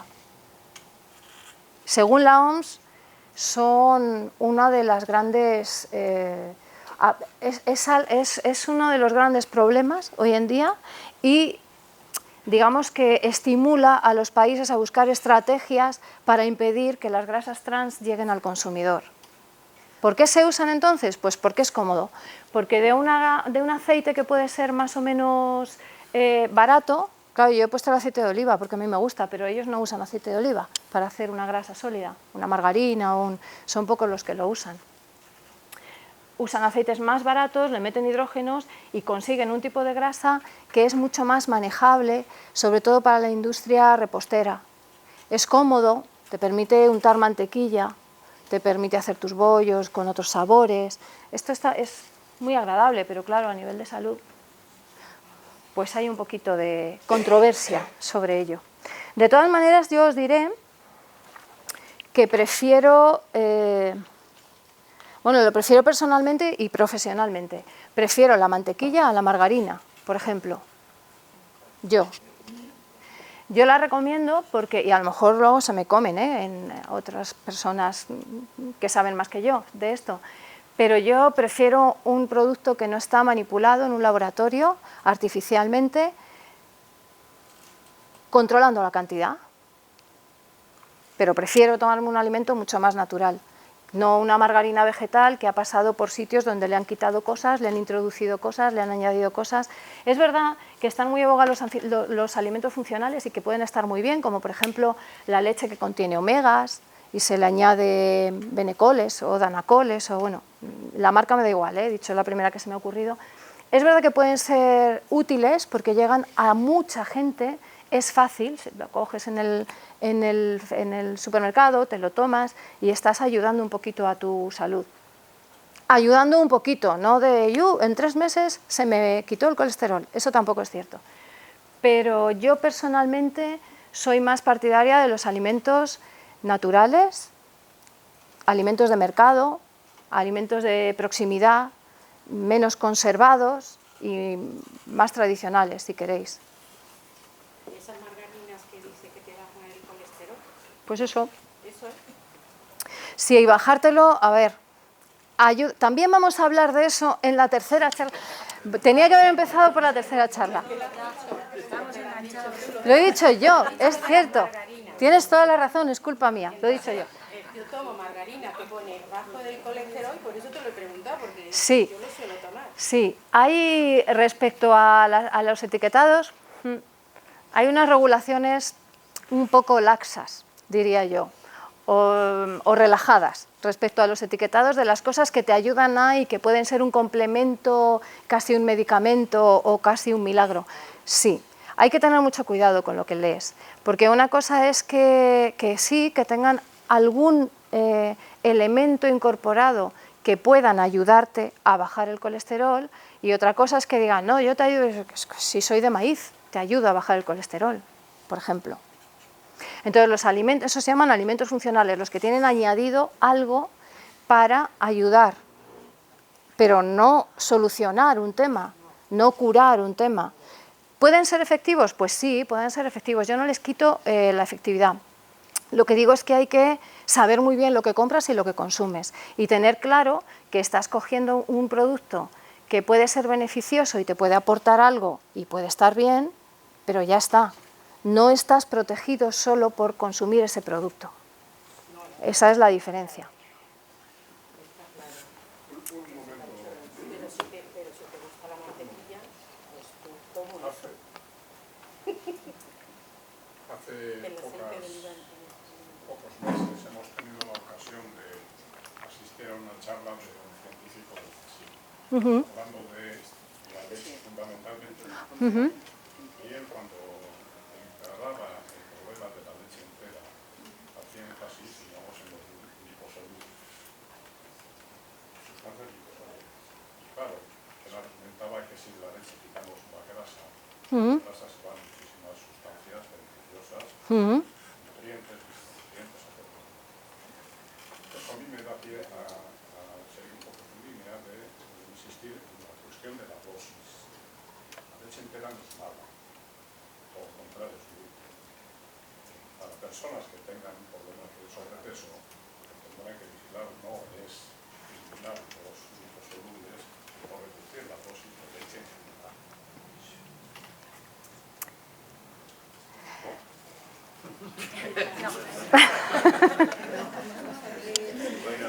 Bien, sí. No, yo no digo, no voy a decir no, porque hay muchas opciones y hay muchas maneras de hacer las cosas. Entonces, me parece bien lo que tú has dicho, es una alternativa. Pero no es imprescindible la leche o los lácteos para la vida. No lo son. Ni lo son por las propiedades que tiene la grasa en sí, que es verdad que las tiene, pero las tiene... La leche es imprescindible en un lactante. Ahí sí. No es imprescindible en un adulto, ni siquiera en un niño, solamente en el lactante, porque hay otras fuentes en las que tú puedes conseguir ese tipo de cosas que te puede dar la leche. Es verdad que hay vitaminas liposolubles que están en la grasa, sí, pero que no tiene por qué proporcionártelas la grasa, sino que puede proporcionarte los otros alimentos, incluso vegetales, y ya tú acumularlo en tu propia grasa. Entonces, yo no estoy en contra para nada, porque hay una corriente además muy radical con respecto a los lácteos. Yo no pertenezco a esa corriente, no estoy en contra de tomar lácteos, soy de tu opinión, que hay cosas, no todo, pero sí hay cosas que se pueden tomar contando un poquito, ¿no? O midiendo la cantidad que tomas. Pero tampoco soy de la opinión de que sea imprescindible. O sea, creo que se puede prescindir. Creo que se puede encontrar el calcio en otros sitios. Creo que se puede disminuir el nivel de grasa y que uno de los sitios más fáciles es el lácteo, precisamente. Entonces, discrepo un poquito en cuanto a la necesidad, nada más. No a que el alimento sea malo en sí, sino en cuanto a la necesidad de incorporarlo en la dieta. Sí. Pero es que eso también, a ver, es posible que este señor tampoco esté de acuerdo con una alimentación vegana, y a mí me parece estupenda. Claro, o sea, claro, sí, porque es su tema. Y yo lo respeto y me parece, ya te digo que me parece muy bien y que es una opción, y que es una opción válida y que es una opción sana. Y yo a veces utilizo leche entera pues para hacer elaboraciones que lo requieren, y que, porque me gusta cocinar también, y la utilizo. Pero como base de una alimentación, en mi opinión, son mejor los lácteos que tienen menos contenido en leche. Perdón, en calcio. Bueno, tampoco, en grasa, va la tercera, sí. Pero podría conocer a ese señor, me gustaría que me lo presentaras para mantener ahí un diálogo un poco más... A lo mejor me convence y en la siguiente charla digo que toméis leche entera. Yo estoy abierta a cambiar y soy flexible en eso. Bueno, los bifidus son... ¿Pero qué bifidus? ¿Los que le añades o...? Pues no sé, como te venden por ahí yogures bifidus que son buenos para... Hablaremos del marketing en la tercera charla. Bueno, Antonio Quetelet, Adolf Quetelet, pues es un señor que tenía mucho tiempo. Era un señor inteligente y tenía tiempo. Fue astrónomo, matemático, sociólogo y además estadístico. Era un señor que nació en Gante, lo he leído para que no se me olvide nada, en el 1700, a finales del 1700. Y este señor lo que hizo fue estudiar el comportamiento humano en relación a la antropología, pero también era antropólogo, y midió a la población general, se puso a medir. Dijo, voy a medir a toda esta gente, que por eso pues, le sobraba tiempo, y entonces cogió un metro y se puso a medir. Y entonces él calculó una fórmula científica o matemática, que es el índice de masa corporal o índice de Quetelet, que supongo que por el murmullo pues, que habéis oído hablar de él, ¿no? Esto es un índice que nos permite... ¿Qué cosas? Tengo aquí una dieta. Esto es un índice que nos permite calcular en qué estado se encuentra una persona, en qué estado nutricional. Si está bien, digamos dentro del peso que le corresponde, por encima del peso que le corresponde o por debajo del peso que le corresponde.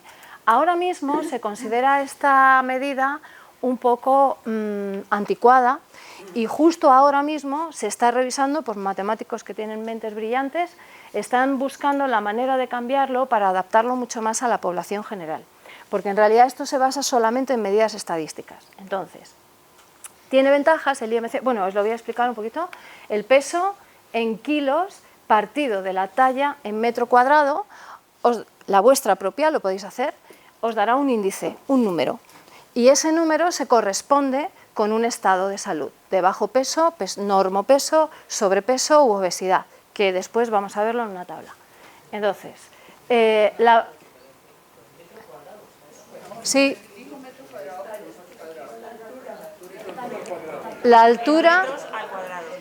altura partida de metro al cuadrado, no metros cuadrados. O sea, no lo debes dividir entre la superficie de tu salón, sino entre tu talla en metros elevada al cuadrado.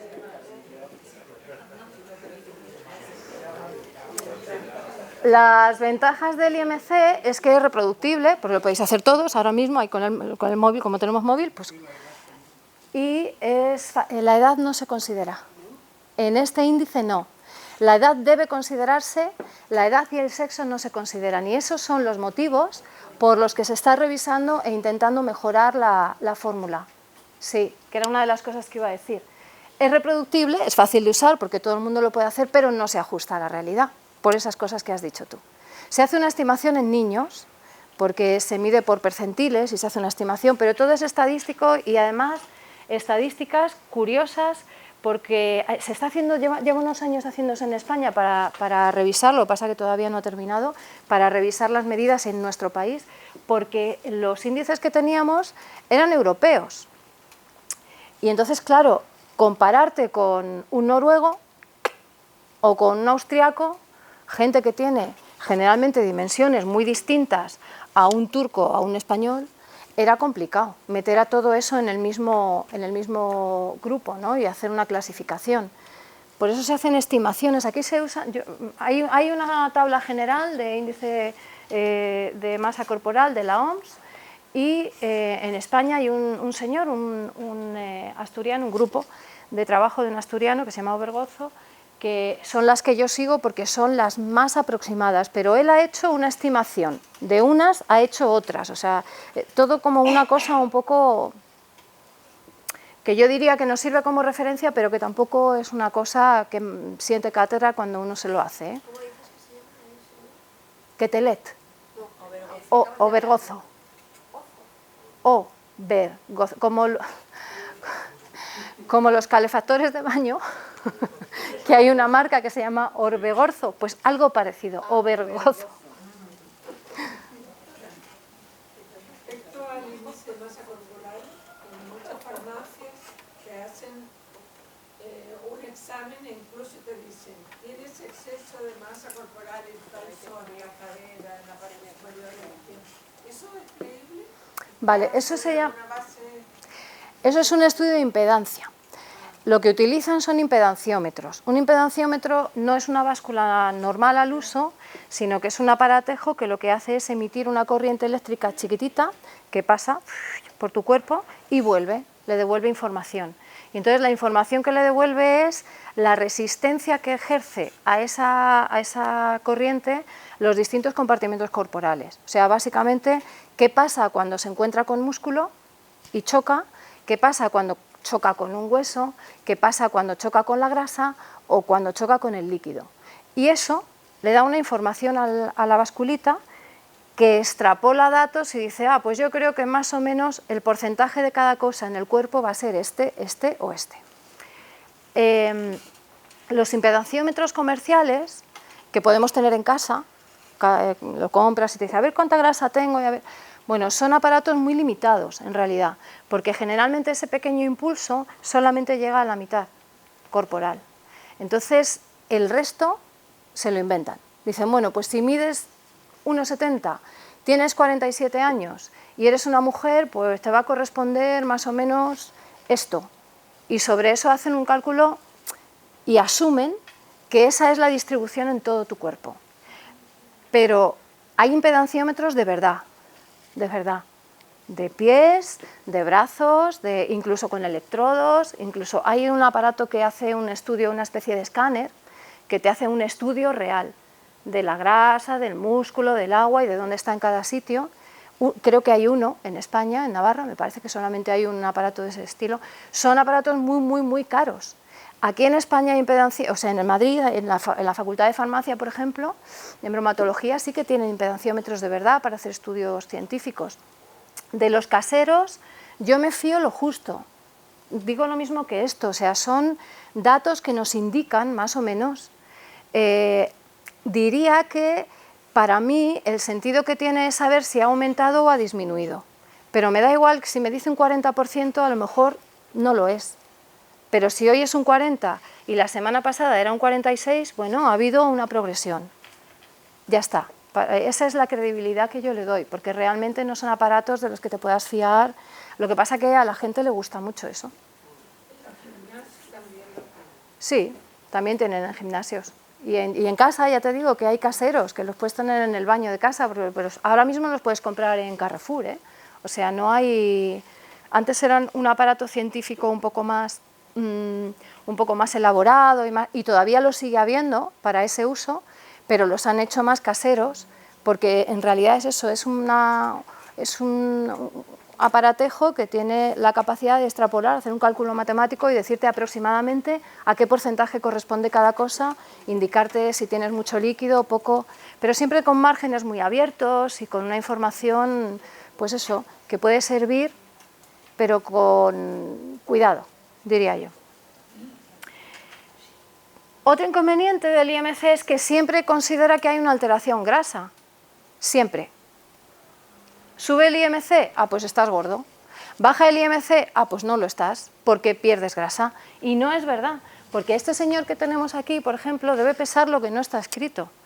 Pero yo creo que no tenga ni un gramo de grasa en su cuerpo, por ejemplo, o un atleta, por ejemplo, que tú ves un atleta y es así, porque corre y este no debe pesar mucho. Y cuando se sube una báscula es todo músculo lo que tiene.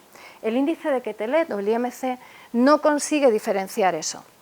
Y la diferencia es importante, porque para que una persona esté obesa, lo que tiene que tener es un exceso de masa grasa, no un exceso de peso, un exceso de masa grasa, que es diferente. Habría que hacer la distinción entre grasa blanca y grasa oscura. La grasa más indicada.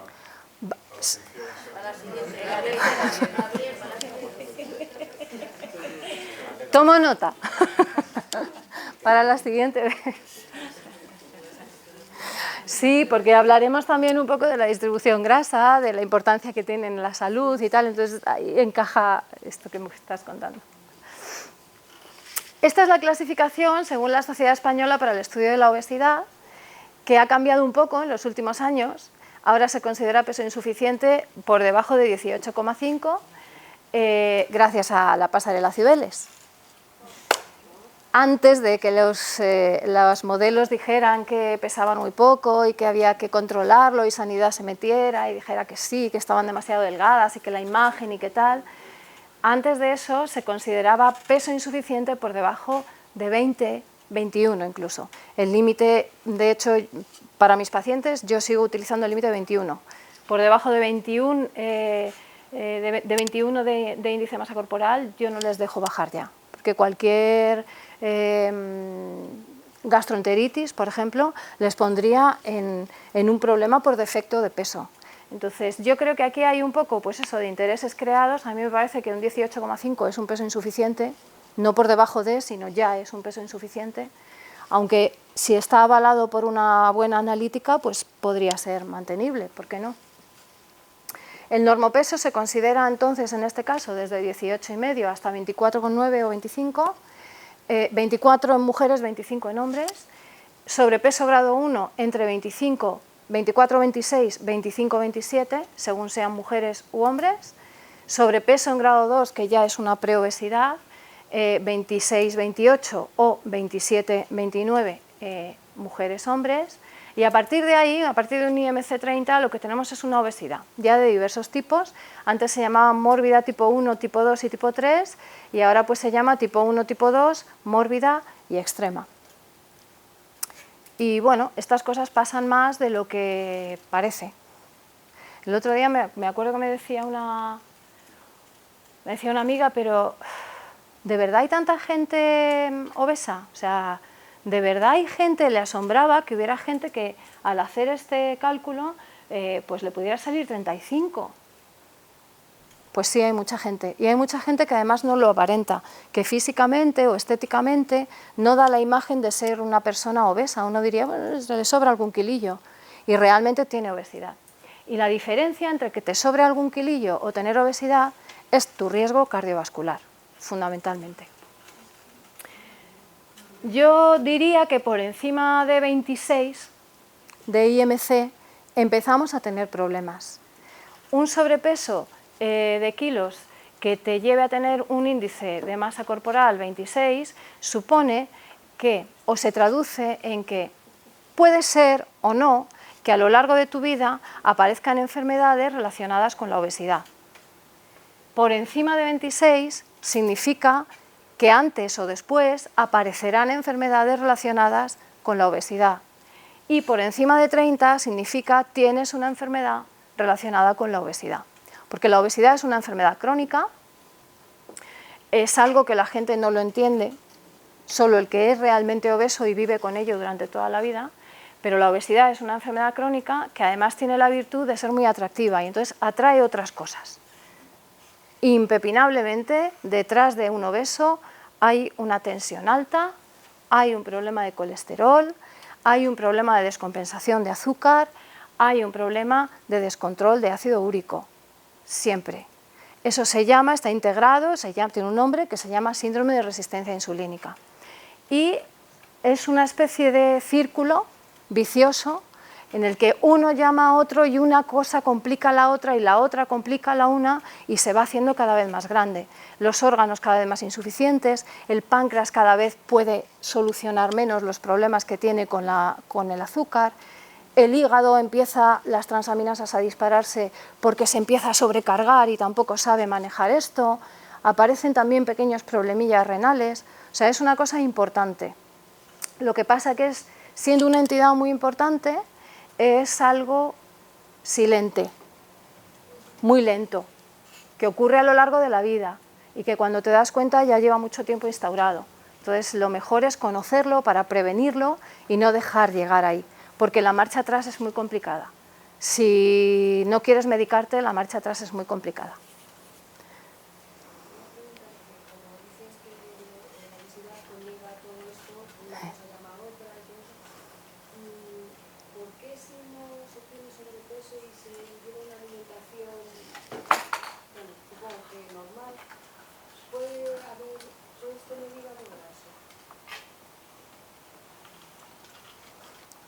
Es que habría muchas cosas que puntualizar ahí. Primero, lo que es una alimentación normal, que sería interesante saberlo, y luego hay muchos factores que pueden provocar un hígado graso, no solamente a raíz de una obesidad. ¿No a raíz de la alimentación? ¿Perdón? No solo a raíz de la alimentación. No solo a raíz de la alimentación. O sea, desde una hepatitis que puede dejar ahí a lo mejor el hígado un poco tocado, hasta un consumo elevado de alcohol, una determinada situación que traes ya de serie porque es congénita.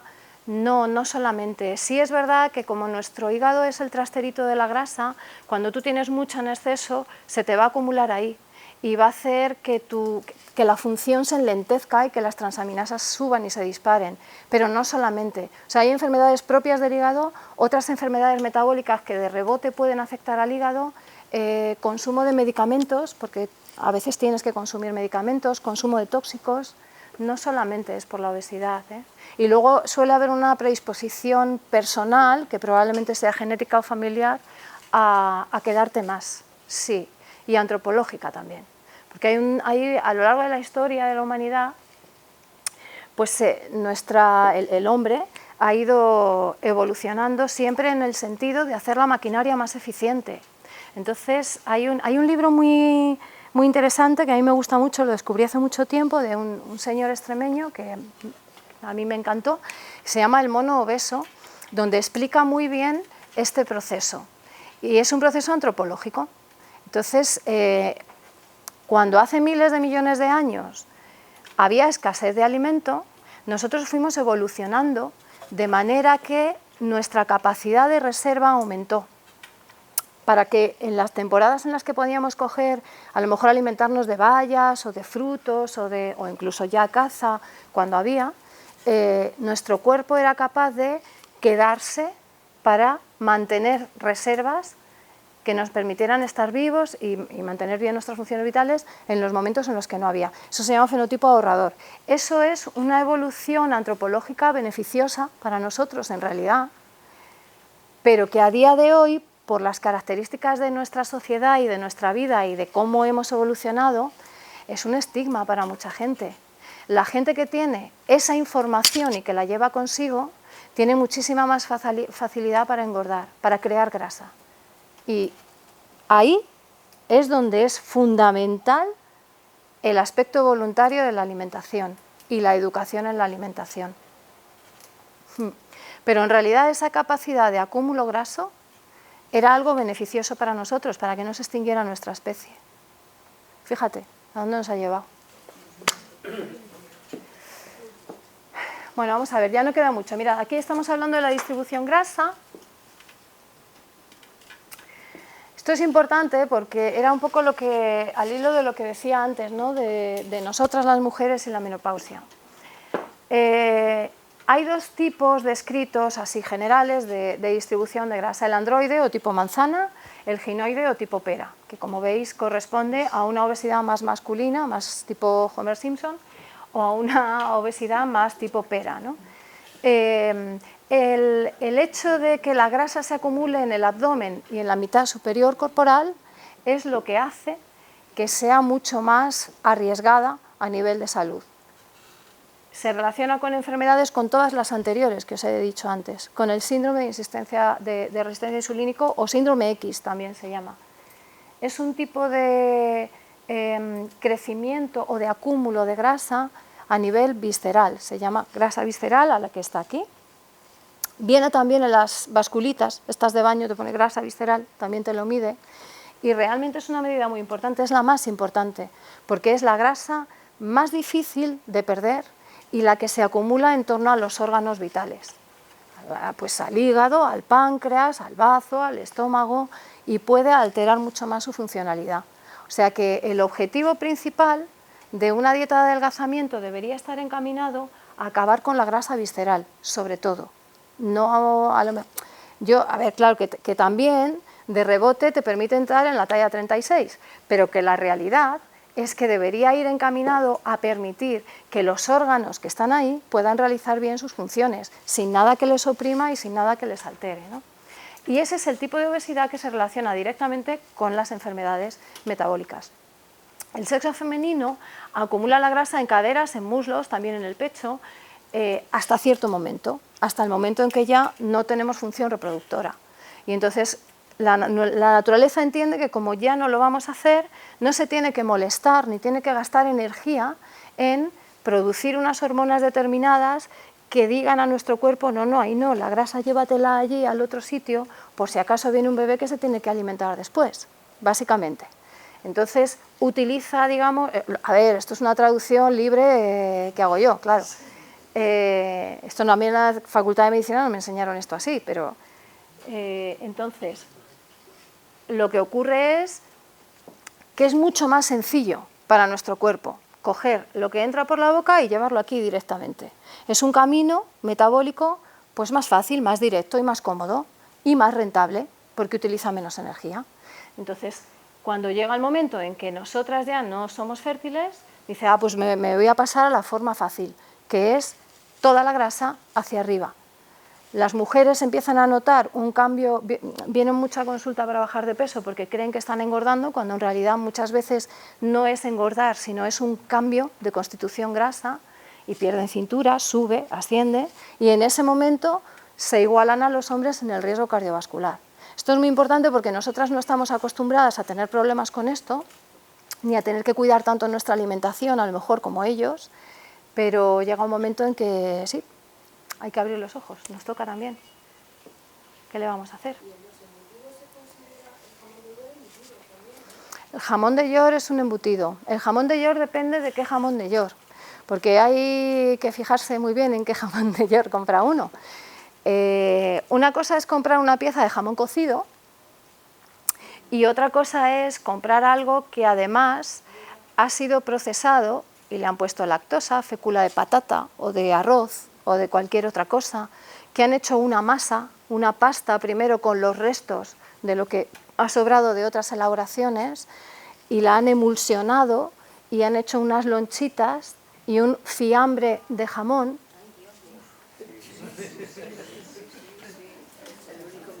¿Es así esto? Bueno, pero lo hacen con higiene y eso.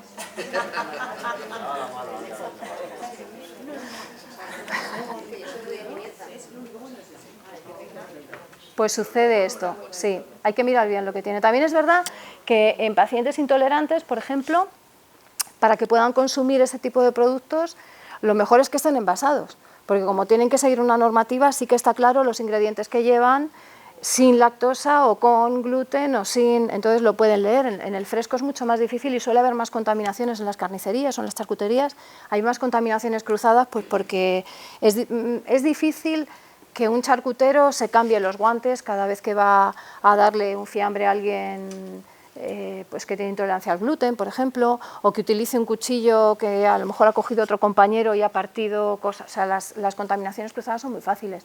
Entonces, yo la ventaja que le veo a que las cosas estén envasadas es esa, que lo tienes escrito. Aún así puede haber contaminación, pero En las industrias se tiene mucho más cuidado y está todo mucho más, la inspección, digamos, que pone muchos más requisitos para que eso no suceda.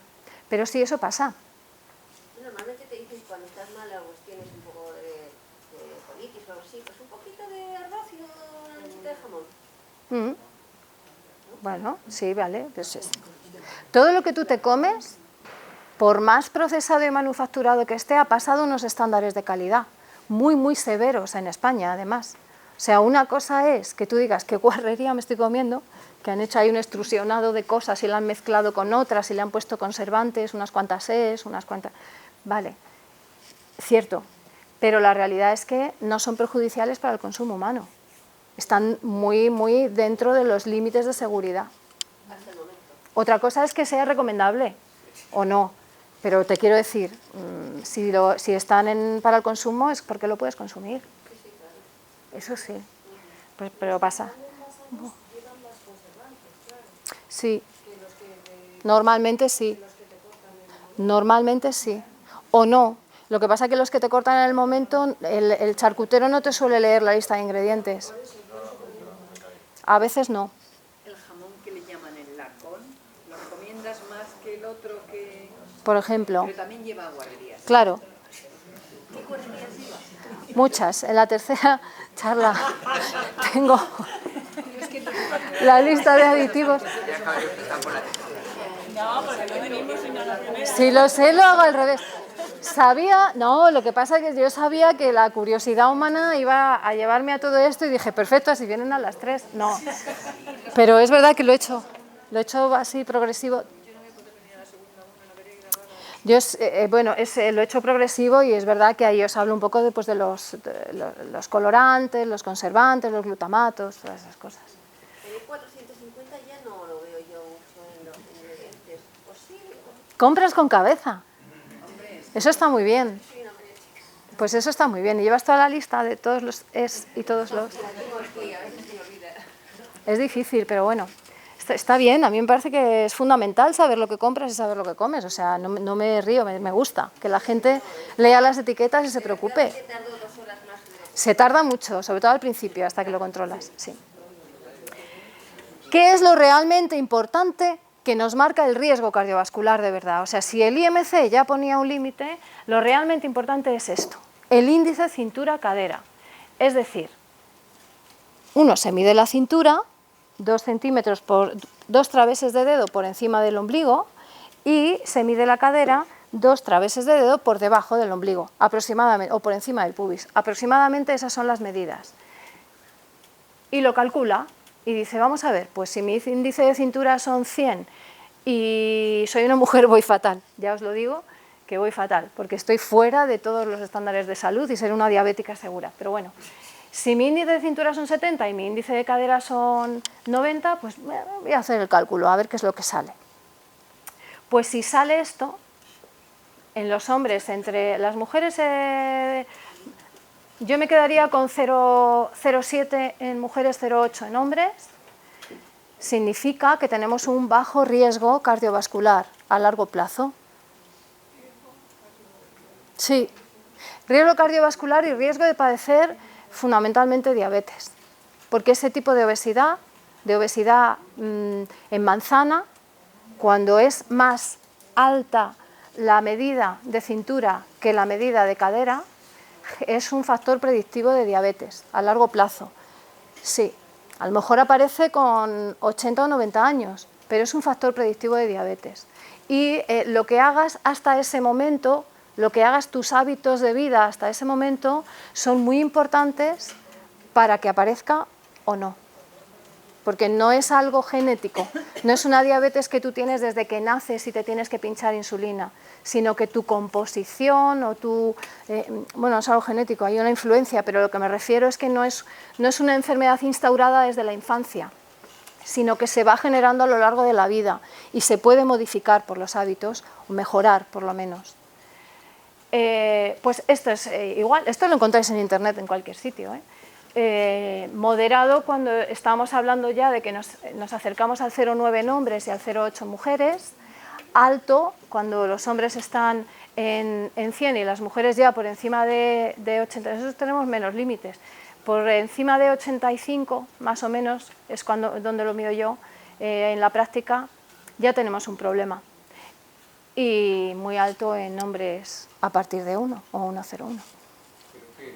¿Dividido Sí, centímetros sí, sí, sí. y puede dar 0,80 entre la cintura y la cadera en los hombres? ¿No es el diámetro? Entre 0, claro, esa es la medida de la cintura. Es el perímetro de cintura y el perímetro de cadera, cadera-abdomen, porque se llama índice cintura ICC, por índice cintura-cadera, pero no es la cadera abajo, es un poquito más por encima del pubis, 2 deditos por encima. Sí, puede serlo. Depende del hombre, pero puede serlo. Depende del hombre, pero puede serlo. Claro. Pero sucede y además sucede y es un objetivo de consulta a buscar, claro. Habrá que hacer más abdominales, que también ayuda. ¿Los nutricionistas de la Seguridad Social te dan estos cursillos? Hay pocos nutricionistas en la Seguridad Social. La realidad es esa. En hospitales hay algunos para hacer los menús de enfermos y tal, pero no hay hoy por hoy en algunos sitios sí, pero muy poquitos. O sea, no está estandarizado que todos los centros de salud tengan un nutricionista o... Yo no soy nutricionista, yo soy médico experto en nutrición, que es diferente, ¿eh? Cuando digo nutricionista me refiero a los que han hecho el grado de nutrición y alimentación humanas. No, y es algo que ellos están reclamando además, que se les dé opciones para estar más presentes en la seguridad social, pero en las consultas de familia, más próximo al usuario. Sí, yo creo que deberían estar. ¿El endocrino no quiere hacer esta labor generalmente? Puede. No, a ver, algunos querrán y otros no, pero quiero decir, los endocrinos lo que pasa es que son médicos que están muy, muy especializados y disfrutan más profesionalmente ocupándose de otro tipo de cosas, que por otro lado, cuando son complejas, nosotros no llegamos y ellos sí, o sea, es correcto que lo hagan, pero este tipo de dietas de adelgazamiento, señores o señoras que tienen mucha dificultad para bajar de peso y necesitan un acompañamiento constante, no les gusta mucho. A ellos les gustan más los casos más complejos y probablemente que tengan un tratamiento más farmacológico o otro tipo de seguimiento. Sí. Aunque a alguno habrá que le guste, ¿eh? O sea, esto no voy a opinar por ellos, ¿eh? Claro, por eso, no voy a opinar por ellos, pero yo sí he hablado con bastantes que opinan que esto, pues, como que no tiene gran interés científico para ellos. Y es que trabajar al lado de un obeso no es sencillo, porque es que un obeso necesita, o una persona con falta de peso, que también hay, necesita un apoyo constante, necesita un acompañamiento, una compañía constante, porque el proceso es muy largo, muy laborioso, muy disciplinado, muy lento, muy, muy lento. Y sobre todo en el seno de la obesidad, lo que le pasa a esas personas es que suben y bajan mucho. Y a veces van muy bien y bajan de peso y se van de vacaciones y vuelven otra vez. Eso pasa así. Entonces, acompañar a personas así para mí a mí me encanta, pero es un poquito complicado. También tiene una base psicológica importante.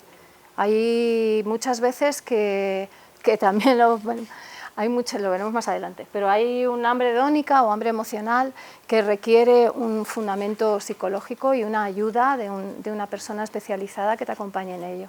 Sí. Entonces, bueno, es menos hospitalario, es menos interesante a lo mejor en ese sentido, ¿no? Que a nivel científico o profesional. Y los endocrinos, pues además tienen conocimientos a los que nosotros no llegamos. Y yo les derivo a mis pacientes a endocrinos cuando llega el momento en que digo, vale, esto ya es de especialista. O sea, que me parece bien también, ¿eh? Pero algunos sí lo hacen.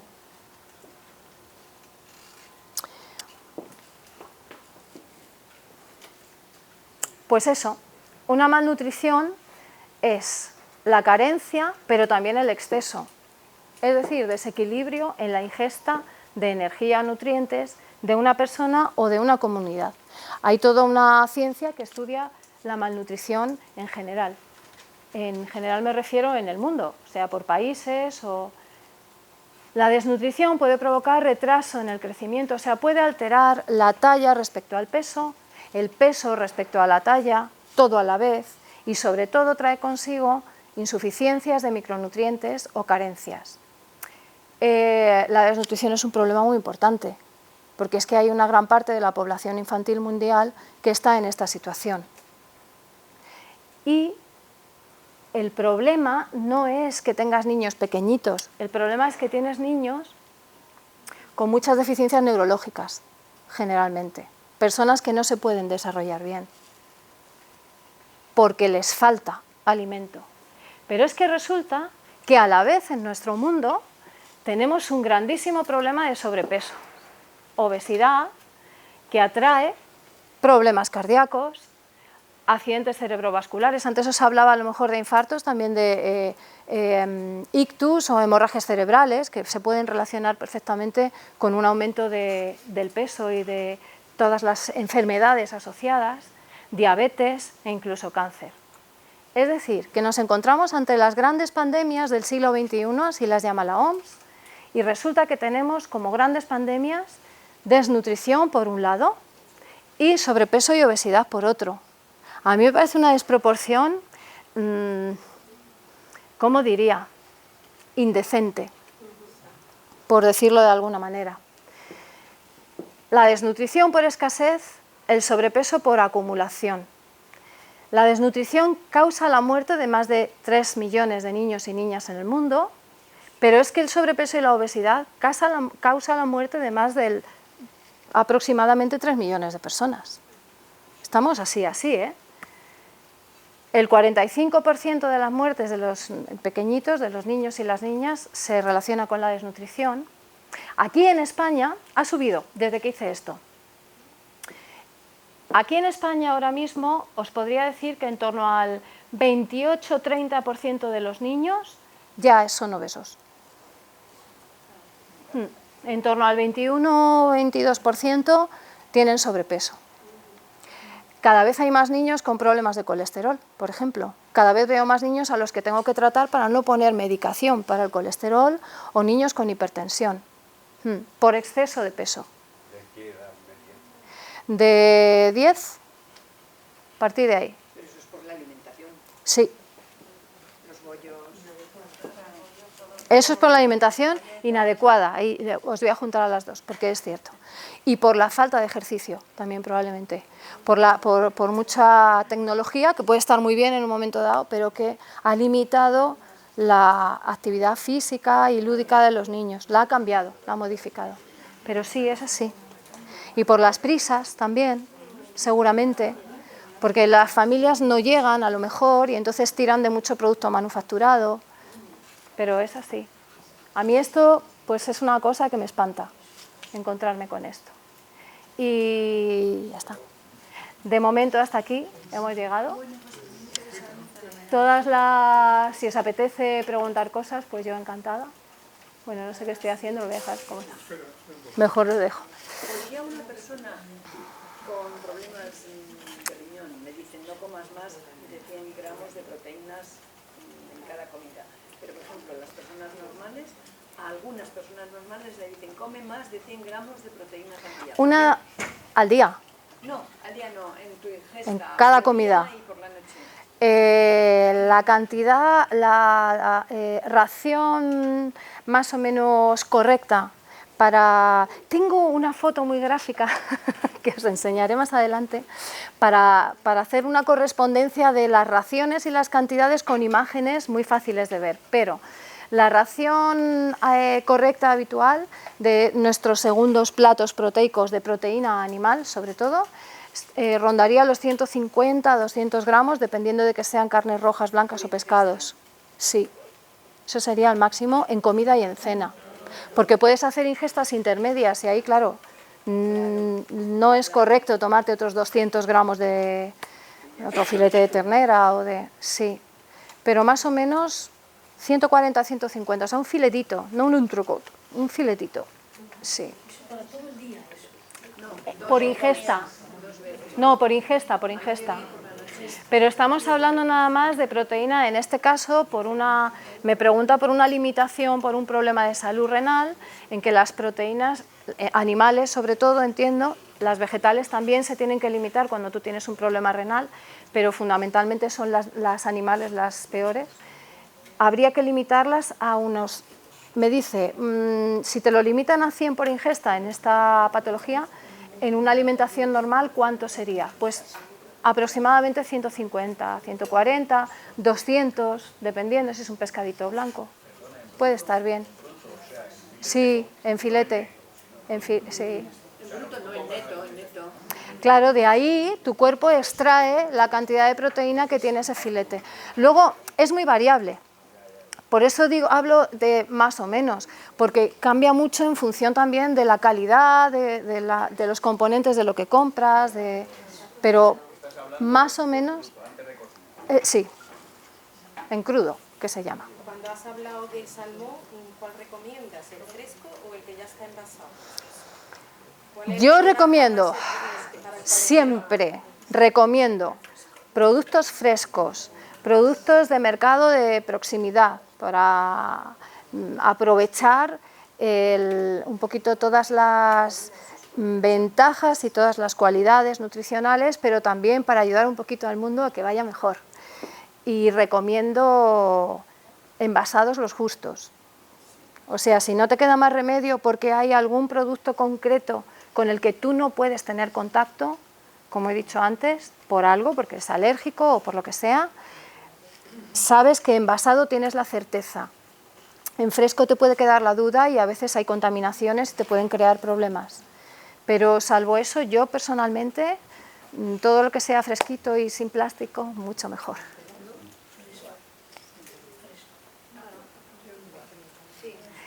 Pues nada, yo... Sí, no.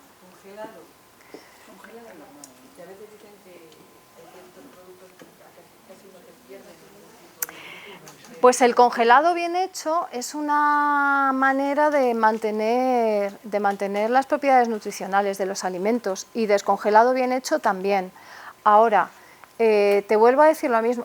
A ver, yo creo que tenemos muchos recursos a nuestro alcance que pueden ser útiles en un momento dado, dadas las circunstancias de nuestra vida. Entonces, en general, lo que yo recomiendo siempre son los productos frescos, incluso frescos, bueno, si tienes que congelarlo, un alimento cocinado, lo congelas, lo descongelas, lo utilizas, pero a veces la vida te hace tener que recurrir a cosas que, aunque te gusten un poquito menos, también pueden ser prácticas, útiles y están dentro de un estado de salud. Entonces, el congelado en sí no creo que sea un gran problema, salvo, por ejemplo, para un intolerante a lactosa, porque puede encontrar muchos productos, o casi todos, que al ser congelados tienen lactosa. Por eso, un poco pero para población general, pienso que sí se pueden utilizar en un momento determinado.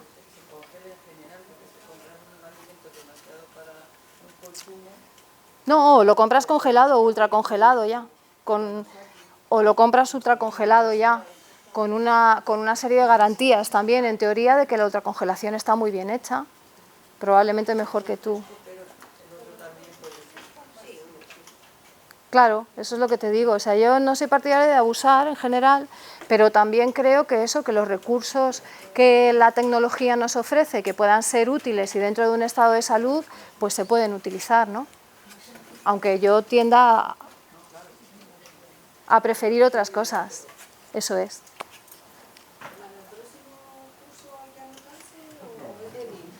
Podéis venir sin más. Y lo único, bueno, lo que decíamos antes, si hay algún tema que a alguien le preocupa mucho, que a lo mejor yo no haya recogido, pues si queréis anotarlo, si puedo, no prometo nada, pero si puedo ampliarlo, pues amplío un poquito ese tema. Si lo puedo encajar en las otras charlas, ¿vale? Algunas de las cosas que han salido las veremos ya, porque ya están, pero otras si las puedo ampliar, ampliaré. Solamente deciros que esto se está grabando y lo tenéis en la web. Ajá. En la web, hace falta que toméis muchas notas porque lo podéis ver cuando queráis. Aquí esta señora es que van a atender. Bueno, Pues nada, pues muchas gracias por venir. muchísimas gracias. Espero que haya sido útil, que hayáis aprendido alguna cosita y Muchísimas gracias. Ha sido... nada. Gracias. Yo también aprendo cosas.